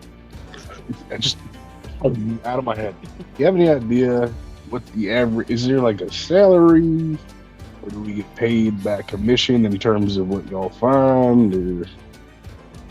Or Well, I'll tell you a little bit more detail. Right now, as we are beginning to excavate and uncover, myself and the other sages, we are scholars, we are learned men, do not possess the skill to be overly aggressive in our defense of the artifacts that we extract from the sand. And so, myself and our group, we do require those of you who have martial ability. In terms of payment, I would say you each could perhaps require of us at the end of such and such a time, potentially a magical item that we might find within the ground after it is extracted. Perhaps some piece of knowledge, or an ancient tome, even. But I will say that if that is not to your liking, we might be able to scrounge our resources and for some, perhaps, 100 gold each, maybe? 100 gold does sound quite lovely. Although, if you do find any tomes, we have another of our number that would appreciate that very much. She's just outside getting some air. Well, depending on the tomes that we find, I'm sure that we'd be willing to relinquish one if the services rendered are to our liking. We just really require some form of protection, both for our persons, but also for the artifacts that we find. Is there any in your team that's overly squeamish? All of us Oh dear. are fairly... All right, you two finish this talk. I'm gonna go talk outside to and she'll hop to go talk to Pandora. so you have to watch somebody take a man's life, and then we'll just like Thaddeus, who is by no means a small minotaur, he may seem slightly imposing, but he is the nerdiest minotaur ever. He is the bespectacled the Arthur. Arthur exactly. of the He is Arthur in this world. He's a geek. He's a total geek nerd who just really wants to dig and unearth ancient civilizations. That's all he wants to do. I nudge Brash and whisper, were we not here for maps? Did the captain not want these maps? Why did she leave? Well, I think he knows his way around the maps, so maybe... Can you give us 1 second, Thaddeus? Of course, yes. Please. Thank you, kind of. I appreciate that very much. And I will take Hatch around the shoulders and kind of guide him further away so where he can't really hear us. Comes down to it. All we really need is the way to get there, to know where some valuable things are. We may be able to make out with a few items of ourselves. And, I hate doing that because I understand where they're coming from. They're just trying to do the right thing, ask for help, but we got to think about our own payday, our own monetary needs, running low on funds, and this could be the opportunity we need. I look at you a little bit puzzled. I go, you seem to be sort of ethically challenged by this proposition of theft. Not to typecast, is that not what pirates do? It almost seems like you don't want to steal from this man. Well, I told you before, I'm a high-risk privateer. That means if someone's a typically good person, like this man is proven, or is at least giving off the vibe that he is, I don't want to feel like a jackass by taking a shit. That makes me an asshole. So, you know, I mean, I don't know, but there comes a time where you need to take care of yourself before you take care of others, and that's the wall we're kind of hedging up against. Read you loud and clear, First Mate. Oh, I applaud the... I do want to tell you, damn fine work out there today. I didn't really get a chance to express that before, but you're really something. It is your combat prowess that should be applauded, First Mate. Nah. That's easy. Those guys are just easy to break like wet tissues. I pat him on the shoulder. Any day you survive is a victory. That's what I'm saying. Shall we? Yeah, go turn back to follow your lead, yeah. Mr. Thaddeus, Yes. This proposition of yours sounds quite interesting to us. We have some other business to attend to in town, but we would probably like to take you up on that offer. Oh, very well then. So I'll be staying here. I have a room up in the. Lady Darcy is very kind. She lets me keep to myself, and I have a room here, out of the way from all the excitement. But if you do intend to take up with us and in our defense, then I will find a way of communicating that with the rest of our group. And we will, I think it would be best if we spent the night here and then strike out first thing in the morning for the candles. Oh, we possibly may be staying here tonight also. Lady Darcy has extended a very welcoming offer to us. Excellent. Her generosity so we will knows see no you. bounds. She seems Certainly. to know she seems to have a good grasp of who her friends are. Truer words never spoken. First Mate, shall we? Yeah, absolutely. We'll go tell the captain about this. We're gonna go take care of our business, and hey, if we see you here before you retire for the night, we'll have a drink together to seal the deal. How about that? He grabs the now empty bottle that is still on the table, and he like lifts it up, and then realizes, oh no. Hey, don't you worry. I'll take care of that. We'll get you some more of that tonight. I'm so sorry. I drank all of your friends' liqueur. I apologize. Yes, drinks are on me this evening. Oh no. We ain't gonna worry about that. A free drink. You're not here. It's not a problem. We'll take care of that. You just sit back, relax, and we'll take care of business. I look forward to our next talk. All right. He then very bookishly returns to his papers, and almost like the conversation has never happened. He suddenly is reabsorbed in the paper. With that being said, we're going to move over to Blanche and Pandora. Blanche, you've exited the inner halls of the Silk Sensations. You do find Pandora just sort of standing very aloof and irritated back up against the walls, with the two shambling corpses just sort of like swaying from side to side in front of her. Now, gentlemen, being different is extraordinary. Extraordinary. Right? Sometimes, yes, let's do our squats. Sometimes people cannot stand things that are different. Are you dancing now too? Oh, look at that use of your... Oh, yes. Okay, wonderful. Actually, if you're putting on a show, here, you put on the show, okay, and action. Yay! Look at you! Kind of like when a mom watches a toddler dance class. Okay, charades, wonderful. Okay, so film, rolling. People are just giving you a wide berth. Two words. Right. Okay, all right. And It's like the opposite of street performers. Exactly. Small, and she goes, I'm sorry, one sec. Captain, we're playing charades. Come on in. You've just started. Small, tiny, little.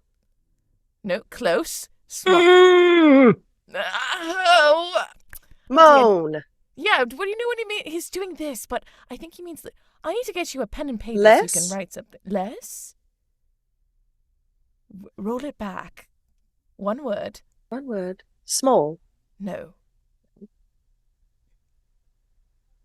Finger space. Hand wave. Point. Oh. He points at Pandora, specifically the sparkles that are coming off of her. Oh, me. Yes. Sparkles. Yes. Extraordinary. Dunk it in a basket. Drown me. I don't want to be drowned, but I understand. The dragon ward guard body just gives up. Dim my light. Dim my sparkle. Yes. No. You don't want people to dim our sparkle. Yes, we shine bright. Exactly, because we're different. Yes. We shine brightly because we're different, and we don't want people to dull our sparkle. Right. Don't dull your sparkle. No small sparkle. Mm-hmm. Can I do an Arcana roll? Can I do or something? Yeah, go ahead. We're going to have to do some short form improv classes or something. I'm dying. Please give me a roll. I want you to know that was a joy to witness. What would that even constitute as? Just Arcana. Just give me an Arcana or a history check. Give me a history check. History, okay.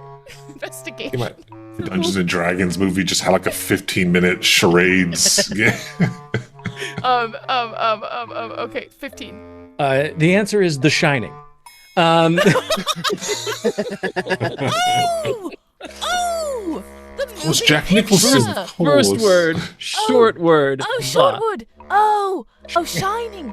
Oh, I haven't seen that moving picture. I don't really like horror, honestly. It creeps me out. I'm not a fan. Moving right along. I'm sorry, what? Really Commit to ruining the the bit. canon here. Commit to the bit. Well done, everyone. Captain. She'll turn around. Is there something you need? Well, first thing we're going to have to do is find a place for these two. Gentlemen? Yes, that's a word you can use. But once we find a spot for them, we have free room and board. Not only that, but we have a paying job wherein he might have some magical items or tomes. Oh, don't seduce me so. All right, gentlemen. So, where should we... Well, I think I have maybe like a little pop-up tent. What do you think, boys? Are you sure they can't come inside?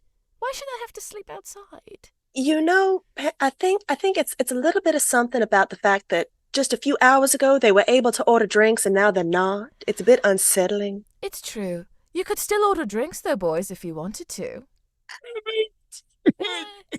Yeah, you could.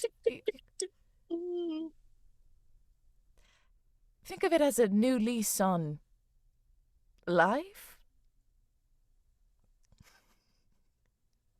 Unlife, you mean? Unlife? Second life? The walls are crumbling. Either way, I'll make sure to find somewhere that they can rest, so that in the morning, are we resting? Are we going to confront the Lord? What are we doing, Captain?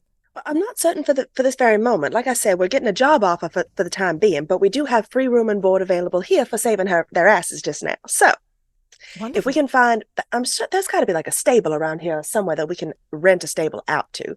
I don't really care if the horses like it or not. Blanche, you actually do see that down the way there is a stable about half a block down. It has like all manner of like beasts of burden that would be carrying individuals or carrying carts that just go to and fro around the city. Ooh, better yet, is there an alley around the side of the building where it seems like it's mostly untrafficked? Yes. Do they do exactly what you tell them to do, Pandora? Well, here's the thing about necromancy. Technically, yes. However, I like to extend a bit of... Now, this is where the subject gets confusing, because how do you imbue free will magically into an item? You can't necessarily do that, right? So, I offer the power of suggestion, right? I offer a question and answer, and they do based on... Now, one could argue that it's tied to my magic, right? That the creatures are tied intrinsically, necromantically to me. However, I believe that with the second life, you truly Blanche, have your own at this point, as you're hearing Pandora just start to launch into this dissertation. apologia of necromancy, you just feel like, I've been looking up for a very long time at this point. I'm starting to get like a crick in your neck. Right. Pandora, honey, let's go ahead and just find a spot to park them for a little while and head inside. If nothing else, just to get a bloody drink. I don't know about you, but I need a bath. Absolutely. All right, boys. I have some blankets and some little pillows that we could, set up a little corner for you just to rest, leave you with some toys and snacks. How does that sound? They eat? What do they? I don't want to know. I don't want to know. So, and she's gonna lean over. So sometimes the undead just like routine, right? They can't really eat or drink, but it helps to have the routine that they're used to with life.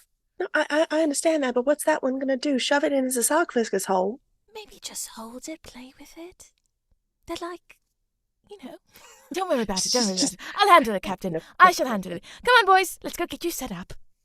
So Pandora, you install them safely in a very dark portion of the alley, just hoping that nobody goes back in there. It doesn't look like it's a very well-trafficked alleyway. They have picture books. They have candles. It terminates in a dead end, and there's just a lot. There's just like a lot of different boxes and crates that are sort of stacked up, almost to about 12 feet high. So they're just sort of like stuck back there, sort of concealed from passersby. So they are, for all intents and purposes, safe and sound. They have coloring books. Yeah. What's that one gonna do? Shove it in its esophagus hole. It's like the opposite of street performer.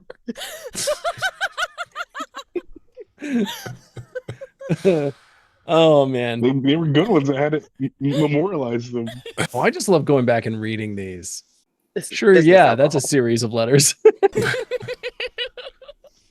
Okay, corpse is safely installed. You guys make your way back into the Silk Sensations. As you pass through the entrance again, the two minotaurs just sort of regard you with like two like deep grunts. And they sort of like look at each other, nod, and Brash and Hatch, you've now rejoined with Pandora and Blanche. Well, all right, gentlemen. Yep. So, did we took the job? Yes. Did he give us a time, a place to be, anywhere, or anything like that? Pretty much. I think we figured. I can speak. Your head pretty much quite a hit. You're telling me. I don't want to get into it. Basically, he says if we meet back here tomorrow, him and his team will be here, which I figure we'd be staying here anyway, so it'll be easy. And then he'll take us on out to the candles and get started. I did tell Hatch, Cap, I think you'd have more of a easy time getting this. This could be an opportunity to just cut and run, where take what we can find and we mosey on, see if we can get some money out of it. I feel bad doing it. Thaddeus, that guy seems like a sweet person, but Our pockets are getting moths in them, man. We gotta. Oh, did the alien get out? Damn it! I thought I kept the bag closed. Captain, you've got to stop keeping moths in your pockets. They do a lot of helpful things. They're eating all of our money.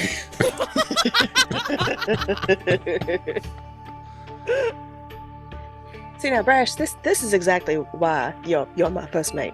So you think it's best just to grab what we can and get gone? I mean, I think we should let them try and find some stuff, see if there's anything valuable they dig up, and then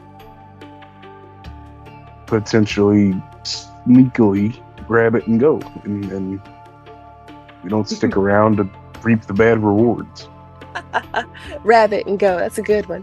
All right. That's not what I said, Captain. You know that's not what I said. I can't believe you. Wait, now you're just changing words. That's what you're doing now?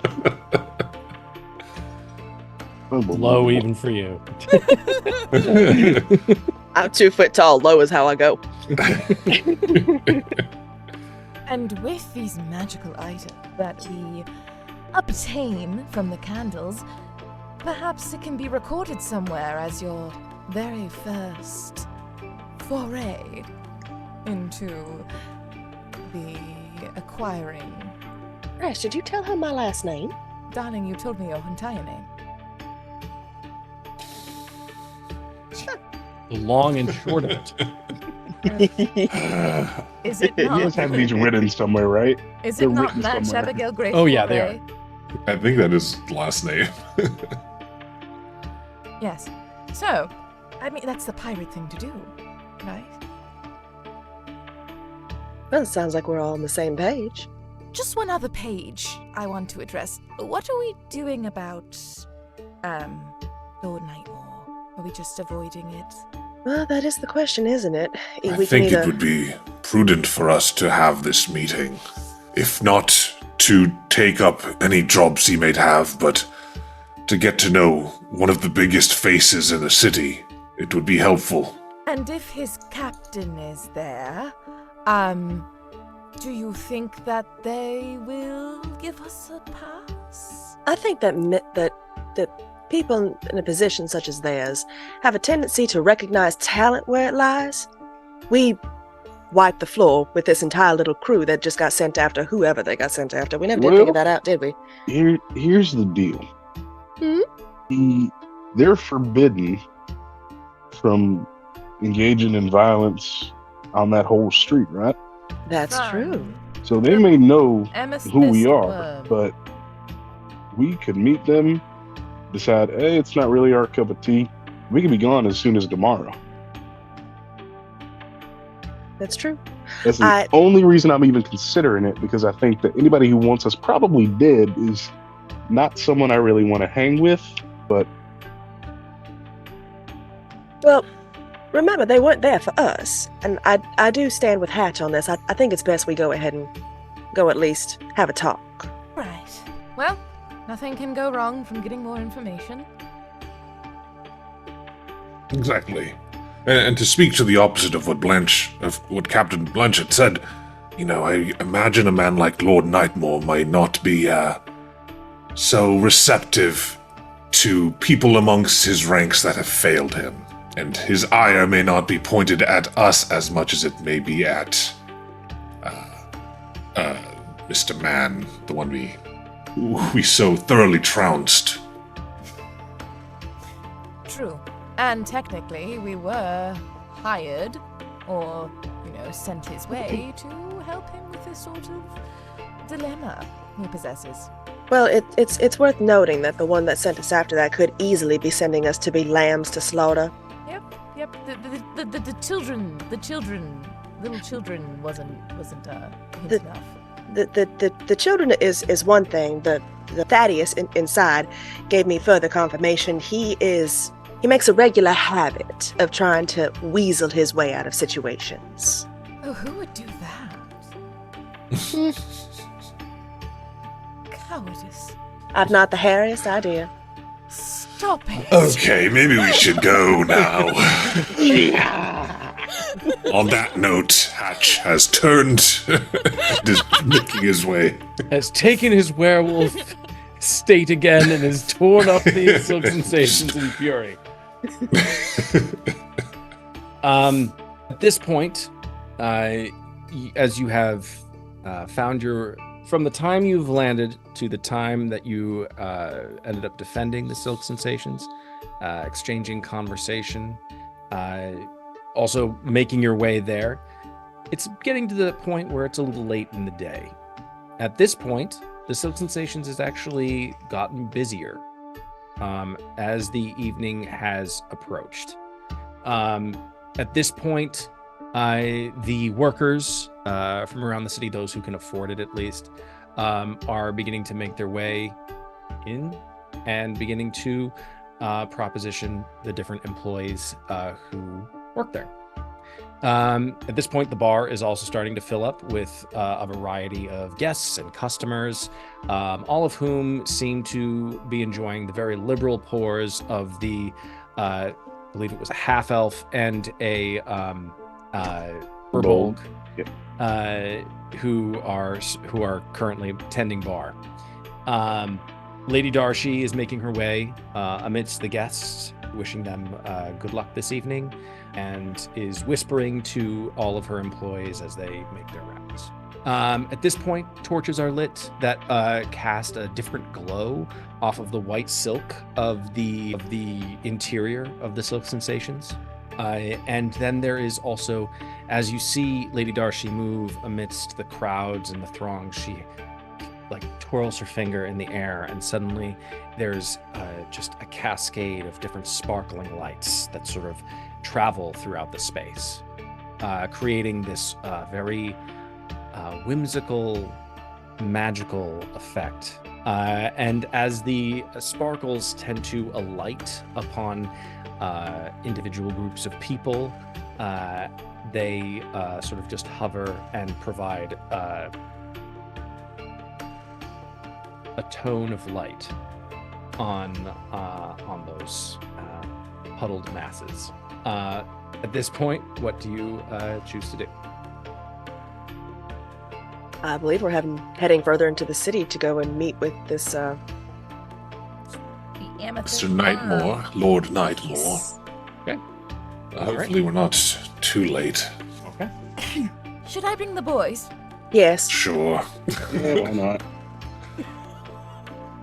Resigned ourselves to 2 new crew members. As you exit the silk sensations, Lady Darcy, from across the room, she just waves. You see up on the upper balcony, Thaddeus with a drink in his hand, sort of looking over the edge, and he nods to you all as you leave the building. Lady Darcy says goodbye and gestures and nods respectfully to each of you. As you head out into the approaching night, the sun has just now begun to set in the sky, and the sunlight that is sort of cascading off of the reflective surface of the Midnight Citadel sort of puts the entire city into a very not terribly eerie, but just a very interesting, unfamiliar glow as you make your way into the Rainbow Crown, and then from there making your way into the Golden Crescent. Again, you make your way through the throngs of buskers and reformers, people who are the entertainers of the Rainbow Crown, and then it bleeds out into the immediate Golden Crescent. And as you get further in, you see the streets start to change, and the shops have begun to close, and the economy of the city has begun to die down as you begin to make your way through. I need... No, I'm not going to make you roll for it since you didn't say you were going to do it. So, as you begin to make your way further into the Golden Crescent, you start to see the yellow-cloaked guards passing by. Some of them don't pay you any notice, but then there is... Nope, none of them seem to give you any mind. I just rolled a nat 1. Everyone, all of them seem to be very, just you guys do not seem to be arousing suspicion in the slightest, though you are followed by a headless corpse and a dead dragonborn. They've seen stranger things apparently, and they Our don't seem friend to has care. a hat. Yeah. Just right here. Top hat. You eventually find your way. Let me just quickly reference the city map. You move through the Golden Crescent, and you find yourself eventually within the Amethyst Worm. The Amethyst Worm. The first thing that you notice is that the architecture in this portion of the city is much more. It is an elevated state that this section of the city finds itself. We're talking extreme finery. Nothing of the. This is where the 1% lives. And it's at this point you start to see not really any more of the yellow-cloaked guards of the city, but more so the privately hired mercenary guards who are in the pay of the various merchant families and clans. Also, something you notice as you are walking through the streets here, a lot more tabaxi. There is a distinct tabaxi presence here as you are making your way through.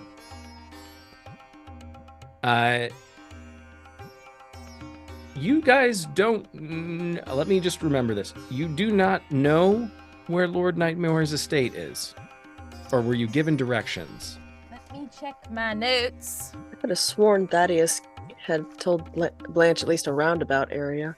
I haven't been able to find my notes, though. I did mine digitally. It was either We don't exactly have a Brun tour of the home. Brun Wilkerson. I thought he gave you directions. Brun Wilkerson. I think he did too. Pretty He sure would he did. have. Otherwise, where would we? Yeah, why we would he were just told- why would he just tell us? Yeah, we were told to go to the Amethyst Worm. Oh no, he Nightmore gave you State. he gave you cross streets. He gave you he gave you directions to where. Okay, all right, yeah, all right. So you follow sort of a roundabout path, not trying to necessarily make as direct a route so as to throw off any people who might be following you. Eventually, you do find your way to the gates of the Nightmore estate. At the entryway, it is a walled estate. You do see buildings on the other side of the wall. The walls are very high, on the tops of which there are these iron spikes to prevent people from just hopping the wall and doing whatever they would like on the opposite side. At the gates, heavily armored guards stand at attention, and you do see that the gates are iron. So this is a very heavily armored compound, not just a mansion. How do you wish to approach? I'll just walk right up to the guard. Excuse me, my good man. I'm gonna be right behind you. We have a meeting. Lord Nightmore. You do realize at this point that the guard is human. He looks up at you, Hatch, and he looks at Brash, and he looks at Pandora. Sparkles. Looks, and then he looks at Blanche. What business do you have with Lord Nightmore? Well, Lord Nightmore is a busy man and cannot do all the things he needs to do himself. He must hire others. We are amongst those he has hired. Prospective hires. Yeah, he doesn't hire people himself, though. Who directed you? Brun Wilkerson with Lysel and Lyle, the creepy With the children. little kids. Sorry, children. The children, not creepy children, just the children. You're friends of Brun Wilkerson. Okay. It's a strong word. Tiny voice on the ground. Strong word. You see him sort of And then, all right, give me a moment. He opens the one portion of the iron gate. It's a 2-door, and he opens one side and he heads in. And he's gone for about 2 minutes. Then he comes back out. His look has narrowed on each of you. So, slight problem. You didn't happen to have anything to do with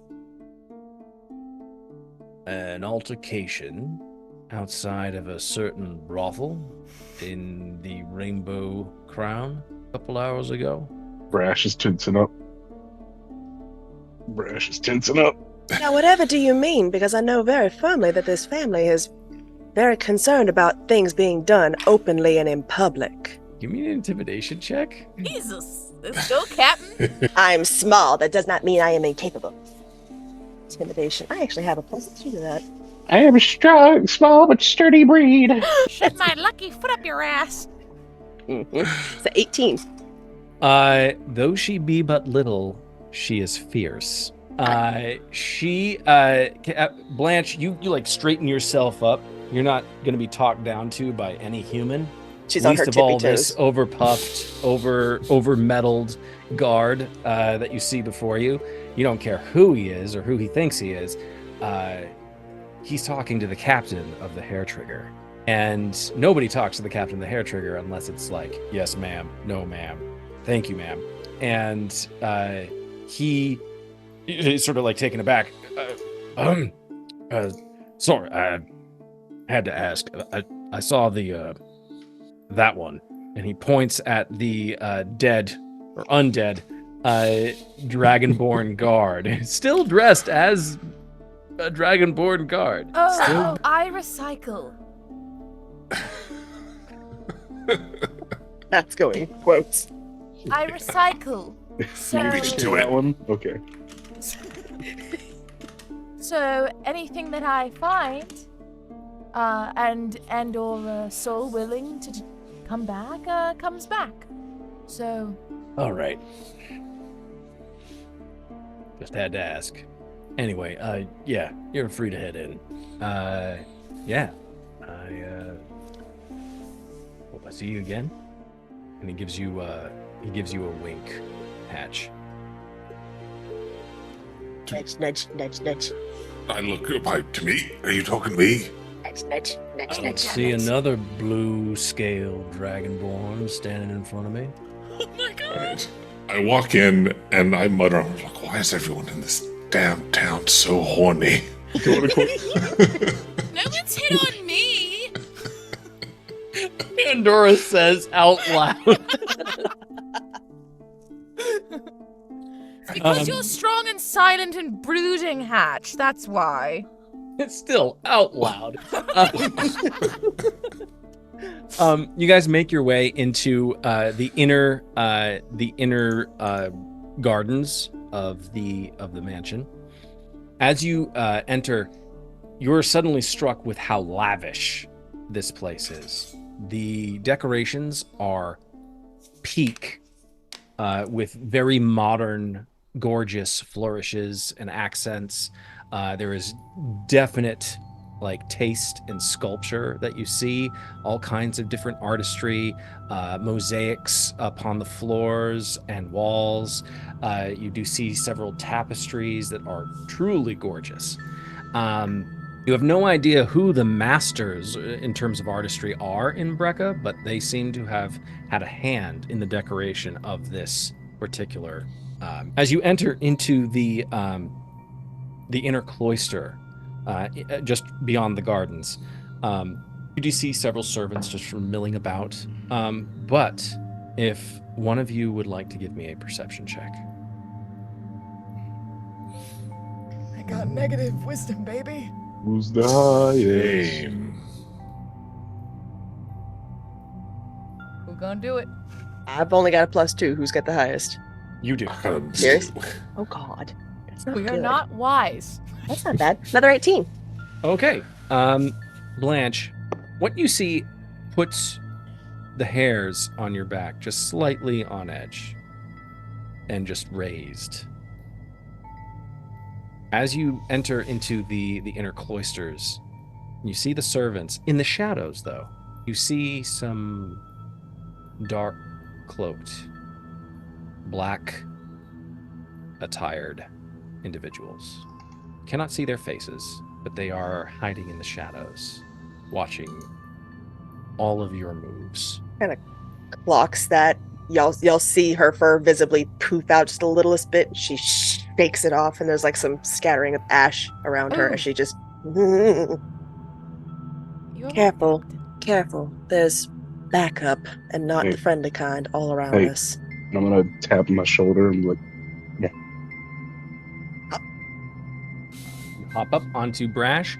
You make your way pass through the inner cloisters and make your way into the inner courtyard. You are then suddenly approached by a tiefling dressed in very ornate and gorgeous garb.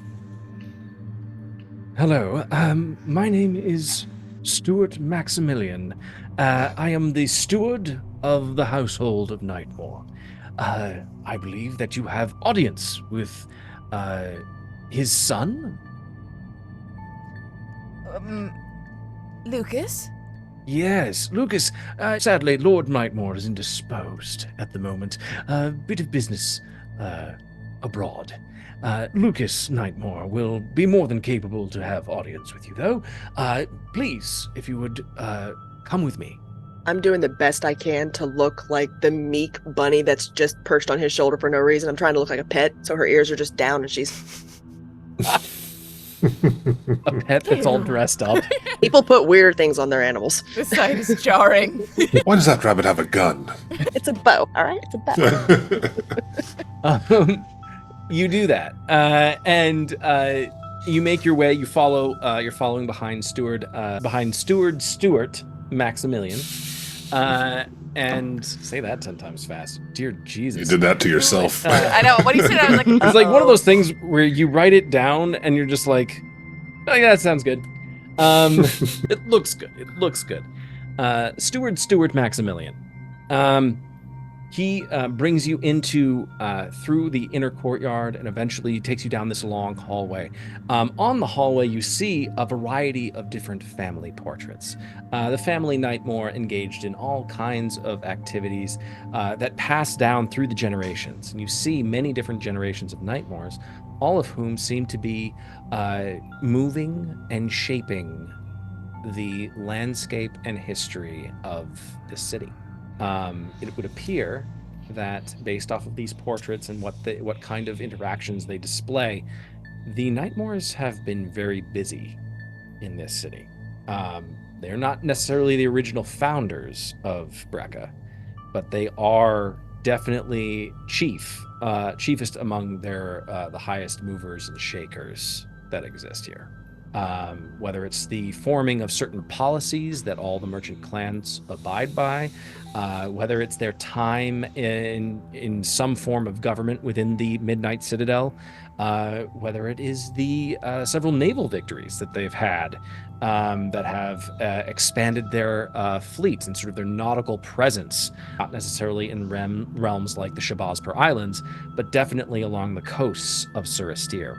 And even as far as portions of the Kingdom of Nimrion. This is a family that has made a name for themselves and a reputation of not being fucked with. As Stuart has taken you down this long hallway, you eventually arrive at two very large wooden double doors. He opens one with a creaking sound that eventually he brings out in front of you, and he gestures very regally for you to enter the room. Pandora's lapping this shit up, and she goes, finally, decorum, and gives a little, snod and smile as she breezes through the door with her two buddies in tow. And then I get shot. No, you don't get shot. Scratches out a bunch of notes. Exactly. Not going to shoot Pandora. Must make it a surprise. Why would you even think that? Why'd you have to do that, Emma? The island is not purgatory. Oh no, not lost! Hold on one quick second.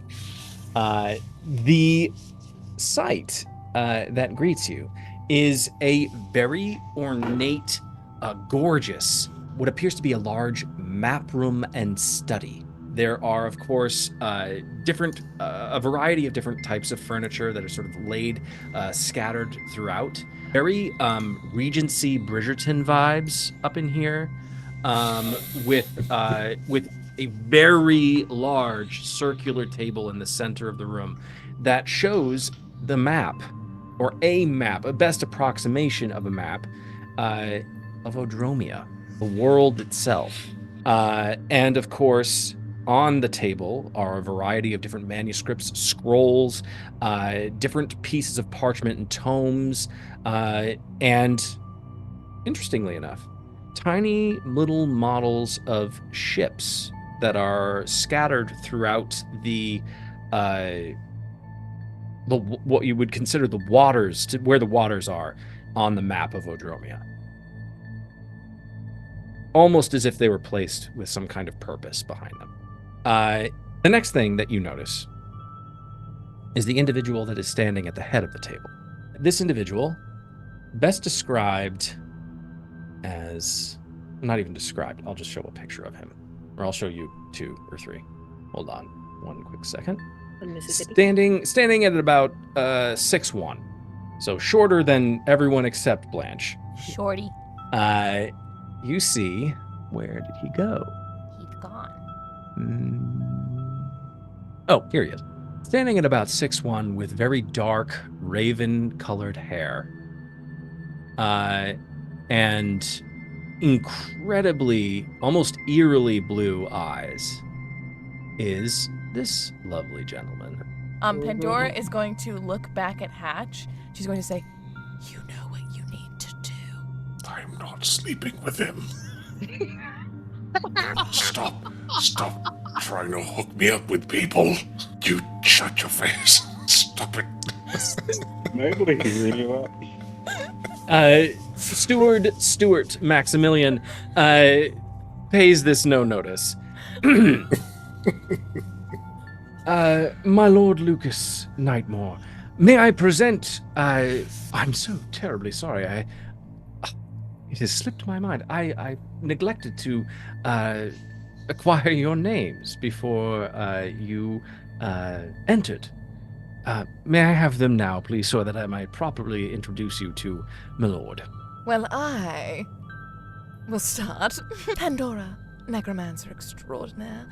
Such a pleasure to meet you all. I also happen to be a magical item appraiser and mistress of the marvelously macabre. And you're taking fucking notes. Shit! You told them your real name and not the name we gave the dogs. Yeah. Oh. Yeah. Well, there Please. we are. Thank you for your name, yes. Please, the rest of you, what are your names? I will look at Pandora, hearing that she gave her real name, and kind of eye Lucas Nightmore, and assess whether or not I feel like it's worth it to try and lie to this person. And I will just very abruptly go, Hatch. Hatch. Is Blanche doing that? Yes. Like from Brash's shoulder, she just. Stuart Maximilian's eyes narrow at you, Hatch, and says, "Is there a family name, or perhaps the name of a city that she might be attached to?" Of Brightray. Hatch of Brightway, my lord. And to you, my fine Loxodon, what might your name be? As well as your... Actually, he's going to roll for this. Yep. And that is a 16. Give me a deception check, Blanche. Your tiny critter. This is my pet rabbit. Dirty 20. Dirty 20? Shut up. But to this small child. Yes. And you're don't even bother with that. Don't be shy. My name's Andy. Pleasure to meet you. And on behalf of me and my friends, and as I turn around and kind of like look at them, I'll give them like the widest like what the whoop eyes are you like Pandora before just like kind of gestures to the opulence and shrugs. Lucas Nightmore is human, correct? It appears to be. Fucking I don't like that. Don't like that. Don't like that. He hasn't He's even actually acknowledged. Tom Hiddleston. He has not even not acknowledged you yet. He's not Okay. even looked up. Oh, cute. Love that for us.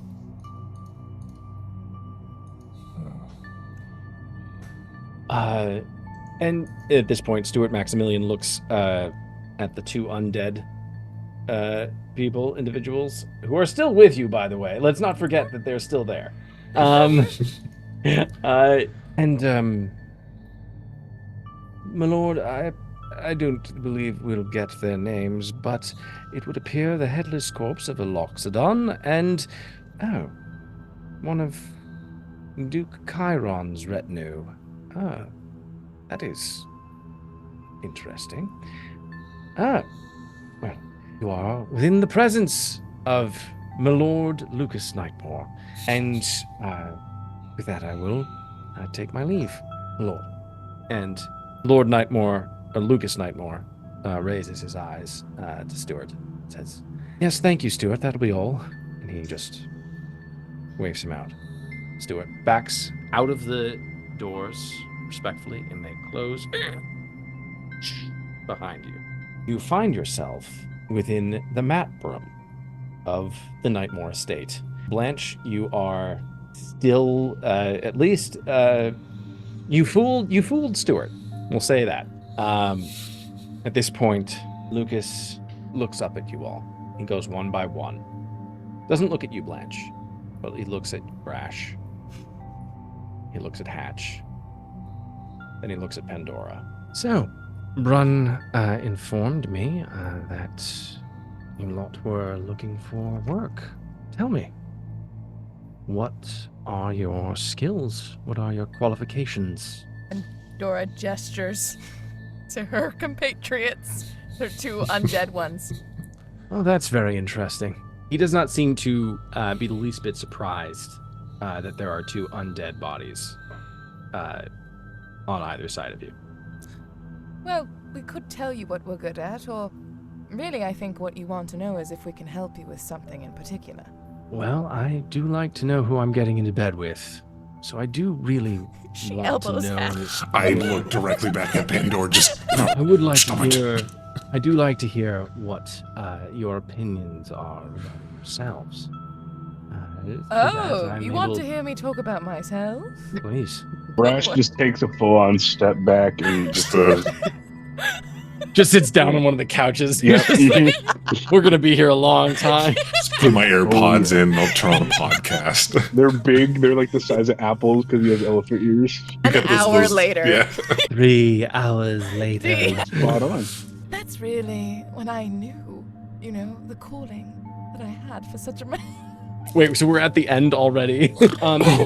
Just cliff notes. I'm perfectly fine with you taking a long amount of time. No. to explain That was for the Oh, bit. okay. That was for the bit. Okay. Starting with Pandora, who are you? Who am I? Well, I am someone who traverses life and death. I am one who walks beyond the pale. I am one. And she's giving a fucking poem about herself. I am one whom the gods envy. But not only do I see life, but also death. You see, life and death form an eternal circle. If there is ever imbalance in the world. This flowery and Yes. She's not giving any information about herself. She is just it continuing. is all very artistic Yes. and very Wax poetic. Yes. illustrative language. Yeah.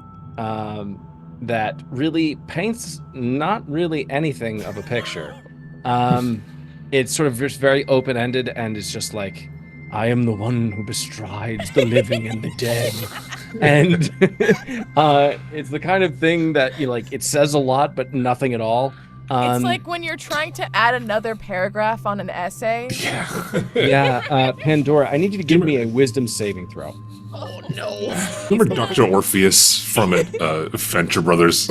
He's gonna wisdom slap me upside the head. Oh, what is Dr. Orpheus's like big line? Dirty 20. I forget his whole thing. Dirty 20. Dirty 20? Dirty 20. My bullshitting worked this one time. It's a pity that it's a dirty 20. You roll higher than me. Damn. This is BBG. It's got some character art. I'm good. Pandora.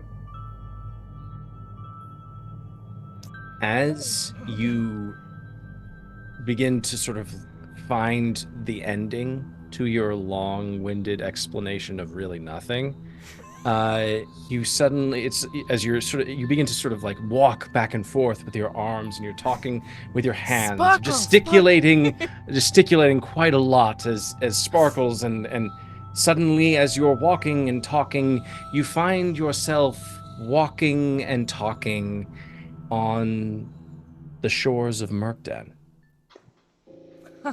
In the middle, not the middle, on the shores of the city of Ashkelon. Nope. Nope. No.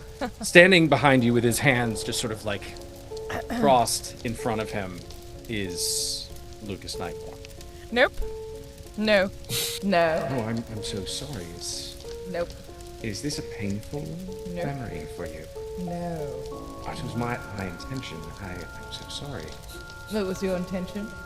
Don't bullshit a bullshitter. Well, then what do you want to fucking know? He comes, like, very close. Not intrusively, but closer to you. I want to know everything. I want to know it all. Oh, you do? Yes. For example, this moment. And suddenly you find yourself seeing yourself running through the streets, surrounded by throngs of people. And you see the moment that you weren't conscious for when you were fleeing Ashkelon. You see yourself get hit upside the head by just what looks to be a very terrified Goliath and an Aarakocra, who are also just sort of like crashing together, and they just hit you, and then the Goliath sort of like spins, and his hand just kind of whips around and like full on punches you in the head, and you just sort of crumple. And eventually you get grabbed by your grandfather. He's just sort of dragging you along, sort of like just ragdoll. You see your grandfather struggling to get you to safety. And with the blood still streaming from his neck, he seems to be making it, but incredibly, like, his strength is completely sapped. And even though it's interesting, you're seeing fleeting moments of recognition on people's faces as they see him hauling the body of his granddaughter down to the docks. And some regard him with almost like terrified amusement, like seeing him in this way is like way too odd. But also some people who just regard him with complete derision and scorn. No one offers him any help. Pandora, you feel Lucas's presence right beside you. So it is a painful moment. Oh, that's interesting. I'm sorry. This is sensitive. I should have been... I'm sorry, I'll make this go away. And he waves his hand. No. And suddenly there's like, it's almost like smoke just suddenly comes across, and Murkden is gone. And Ashkelon is gone. And you find yourself in another memory. Oh my god, I don't get a fucking break. And you find yourself on the ship, traversing the Pervian Sea, making your way east. Hoping that you're able to pass unhindered, that you're able to get to some sort of safety and normalcy, with some haze of a plan forming in your mind of how you might be able to right certain wrongs. And it's at that point you hear the voice or the yell of a sailor up on the top deck from the crow's nest. Yell, "Sail to windward! Sail to windward!" And there's suddenly a flurry of motions as you are remembering the day that your ship, the ship that you were on that has escaped the terrifying ordeal of the destruction of Ashkelon, came under attack by Charybdis marauders. And you remember fighting bitterly as best you could, but in the end, you're only one person. And you were eventually subdued and taken captive. And taken to the island where you are found. Well, that's not much better. So, whirls his fingers again. You find yourself alone in the map room. I must say, please don't take this the wrong way. I feel a little bit, dare I say, responsible for at least some of this. Unintentional. I don't know you. You're not even in my ken, so to speak. Depending on how this job goes, depending on how it all sorts out, I feel like I might have some stories to tell you. Certain ships that you might get information from. Oh, no. I don't really associate with pirates. Oh. I try not to, at least. Sure. I'm willing to make an exception as long as there's profit in it. I'm glad you saw all that. I'm glad. I really am. Because you see now, whatever your fucking name is. Hold on. Lucas. Because you see, Lucas, now we have a different partnership. You and I. Don't you think? I mean, I feel like I know you a little bit more than I did a moment ago. Oh, you know me. Any form of goodness, kindness, compassion is with that man who you saw dragging me through the streets. I'm not here to win your heart. I'm not here to be a fucking hero. I honestly don't really even care what happens to the people behind me. Or I assume they might be behind me, depending on where we are. Now, that I do believe. Good. So what do you want? Give me 1 second. Twirls his hand again. You find yourself surrounded once again by your companions. Only every single one of them has a glassy-eyed expression. Hatch. You find yourself walking. Your legs extremely tired. You see a happy, quaint little village, seaside. It seems to be bustling with life, and it is a welcome sight and a respite, a much-needed rest after having been in the wilderness for many, many weeks. And you enter the village, and your hope is rewarded as people recognize you as an adventurer of sorts. And you see that it's not just you. There are actually other adventurers that happen to be in this town as well. They all seem to have been returning from the wilds of the Northlands and have thankfully found rest and comfort in this village that is called Brightray.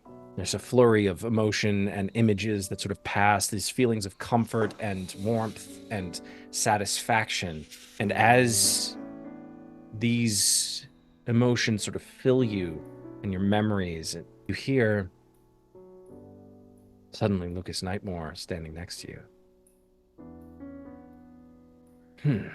This is very interesting. I wouldn't necessarily call it your thing, but you're weaker than these others. I wonder, why do they put up with you? Why do they tolerate one so weak as yourself? I ask myself that every day. But they're kind enough to let me stay with them. I aim to prove their faith in me grounded. Well, why do we have to prove anything, Hatch?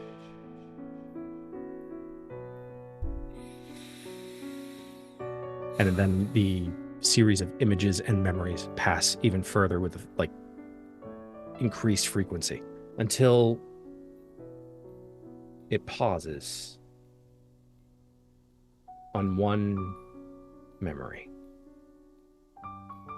There is a day, it's about middle of the afternoon in Brightway. Coming from the Northlands,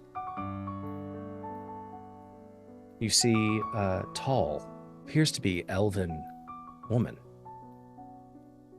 Very different than any other elf you've ever seen. Appear to be highborn, some kind of high elf.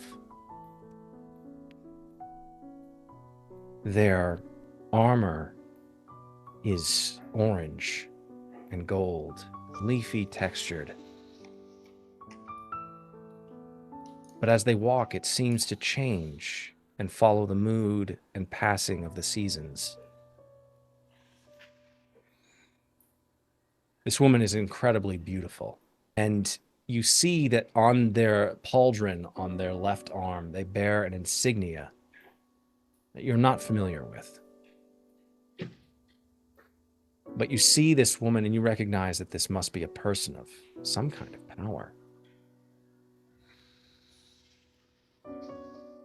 There is talks that they have with the village elders that you aren't privy to. And it is during these talks that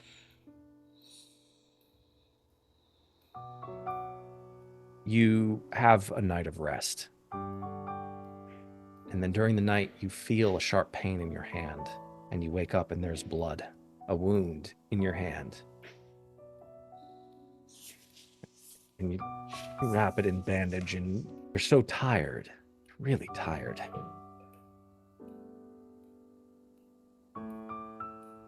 Lucas is standing next to you. Oh. So that's it, huh? These... Don't tell me. These elders, they made a gamble with...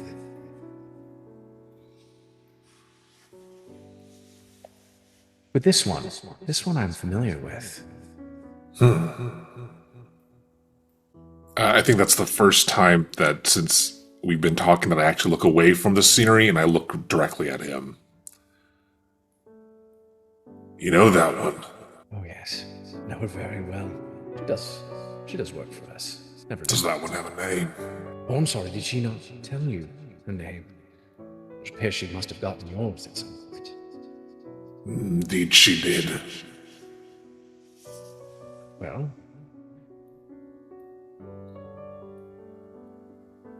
what's the harm in telling you? I mean, she already has yours. She goes by Draquelle Tenebris. Draquelle Tenebris. Yes, she is a collector of sorts for us.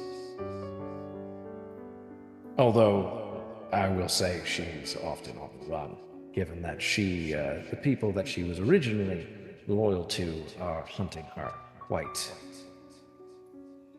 harshly right now. You don't say. That is very good to know. I doubt they'll ever catch her, given that she is very tricky. But that's why we have her. So, you're a bagman, in other words. Of sorts. She got you all imprisoned in this little bag. He gestures to the sack that's on your person.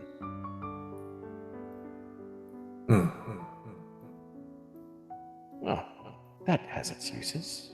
So how many of their people do you have in there? Whole town, as far as I can reckon. Few hundred. So what makes you special, Hatch? Why are you here? Why not one of the others?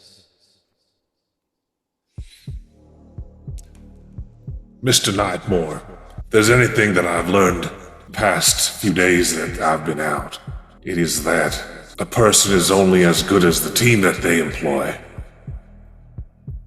I don't think I'm particularly special, but the people I'm with, together we're special. We'll see about that. Twirls his fingers, and you are suddenly returned to the room. You see Pandora looking at you with like a pained expression on their face. You see Brash with a glazed-eyed look. Blanche, you are frozen also with a glazed expression on your face.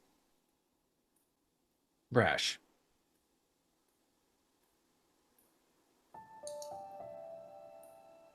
You find yourself at the edge of a dock in your hometown of Purpley. And then the dock disappears. The vision disappears, and suddenly you are snapped awake. As are you, Blanche. Lucas, you see him standing on the opposite side of the table, holding his head just slightly as he looks up at you, Brash and Blanche. Interesting. So, Andy, that isn't your real name, is it? No. Did get a piece of something, though, didn't I? That's all you're getting. Well, I'll just call you Andy for right now. And you, little one, we can dispense with the charade. I know you're not a pet. Shit. Well, what's the name of your ship? Captain? Tell Dark Master. What ship? No, I'm trying to remember what name we told the Dock Master. What ship? We didn't come up with Oh, that's right. the watch ship. What? The watch ship. Pandora yells from... It's been a minute, okay? What ship? No, Max, you can tell me who's on first. Give me a deception check, Blanche. It's not even really a deception because you did technically, it is a type of truth, but it is not the truth. So he doesn't necessarily know what part is not true, but he thinks that there is something that is definitely not true about what you just said. Gonna piss off the BBEG to death. The what? I asked you. The what ship? That is a 21. Okay. So, the crew of the what ship? That is a very perplexing name. I have a job. By design. I have a job for the lot of you. My father and I, we are collectors, acquire artifacts of power for reasons. That's not important. Just know that they belong to our family, and we wish to have them back in our care. So, we employ a variety of different individuals who traipse around and collect these items and bring them back to us. So, we wish to employ you lot. Would you be interested? She'll kind of give Brash like a sidelong look and just shrug. We've never been one to turn away work. No, we haven't. And I don't return the sidelong glance. I'm locking eyes Did you just use his with real this name, fella. Blanche? Oh, I she did. said, no, I didn't. No, she looked at Brash. I didn't say his name. She said, we've never she been didn't- one. Yeah, That's she didn't fair, say that's fair. Brash. Okay. She said it, but she didn't say. Didn't say. Yeah. That I Just look at checking. Brash. Oh wait, he's Faye.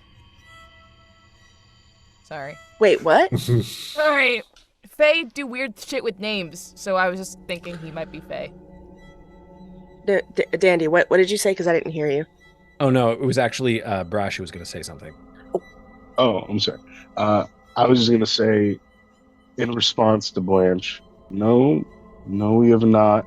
But I don't return her glance. I am staying locked on to Lucas Nightmore. Do any of you have any issues with working for my family? If we were picky about who we took jobs from, we'd hardly make a dime. Or a copper. This point, so when I came to, Hatch was making like lucid eye contact with me, Yes. right? She's just gonna kind of look at him, see how he's doing. Does he look frazzled? Does he look, what's his vibe? I think Hatch, if anything, right now he probably looks like a little homesick. Kind of a 1,000-yard stare. So she clocks that he got into his head. And says nothing and just goes back to defers to the captain in the first mate. Does not sound as though there are there's no dissension here. Work is work at the end of the day. I mean, we would love to have you. Wonderful. Sounds like a deal. In terms of payment, would you prefer the carrot or the stick? I Carrot. felt pointed. The carrot, we offer you, depending on what artifacts you bring us back, we offer you a chest of platinum. The stick. You two, points at Blanche and Brash, return to your watch ship. These two remain, and their memories become something of an amusement for me. I'm sorry, how do I win from this? Same question. The answer is no, regardless. They are part of my crew, and you will not take my crew. Oh, good. I'm so glad you said that. So the carrot, then. So, hold on, you're offering either platinum or you... Where's... The stick isn't really giving me much. I was Why kind of it's the promised stick. some things. That's- No. I was promised some things. I was alluded to. Since you're so powerful and able to infiltrate our minds so clearly. Clocking that there was a deeper conversation there. She's trying to make it clear. She's trying to, throw you guys a fucking nugget!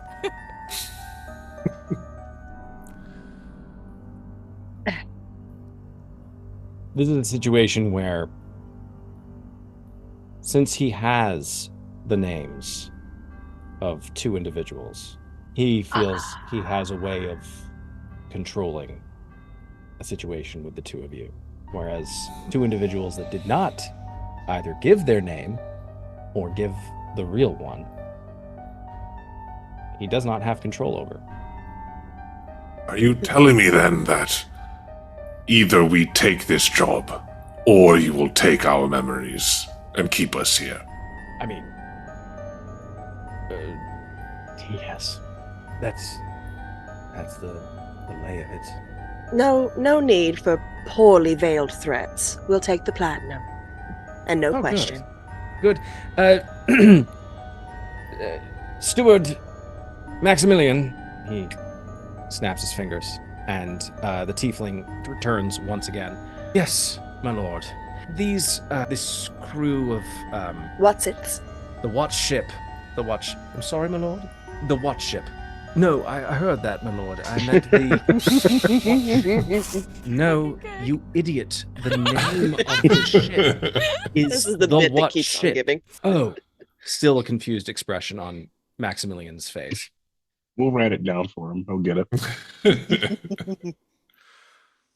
They require payment for services. Please bring them a chest of platinum. And I trust, given that you know that I know certain things about you, and that we have an understanding, that I will be seeing you again soon. I will say, though, don't make me go looking. That is all. And he gestures and starts to look down at his maps. Excuse me, Mr. High and Mighty, for just one damn minute. All you did was tell us that you wanted things that your family once owned. What the fuck are we supposed to bring you back? Steward, see them out. Mother. Yes, my lord. Right this way. And the steward Maximilian gestures for the door. I will linger and just stare at Lucas. He doesn't even look in your direction. He's playing with his ships.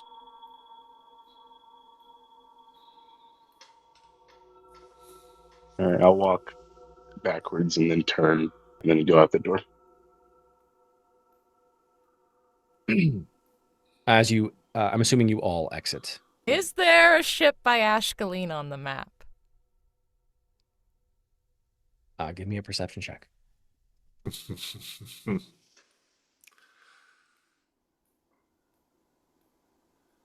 17. 17. There isn't one. There are several. Ooh. May I, very demurely, with my mage hand, pluck one of the ships and leave with it? As you take one of the ships off of the map, Lucas reaches and touches your hand. And he looks you dead in the eyes and says, I do hope I see you again. You won't ever have to come looking for me.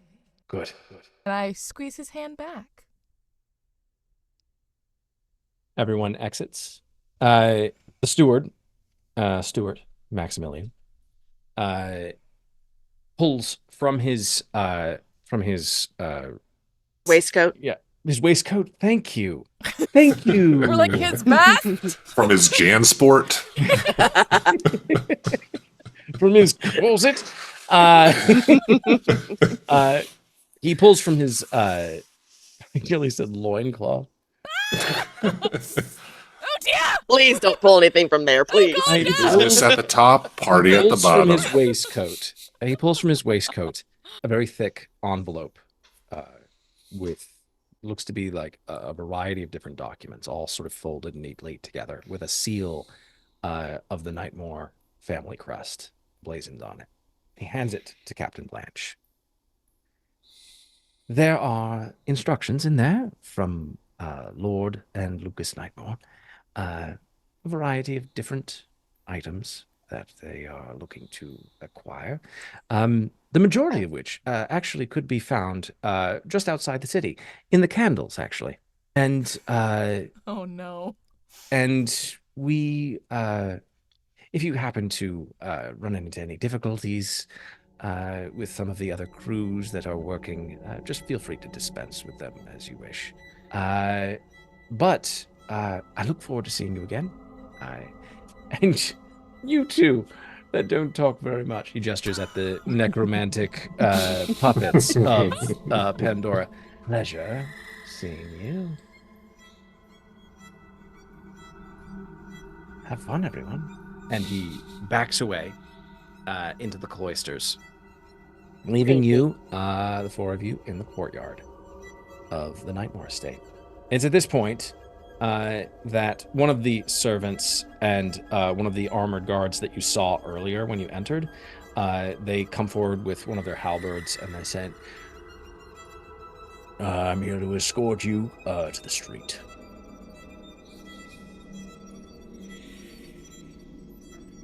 Very well. Much appreciated. Thank you.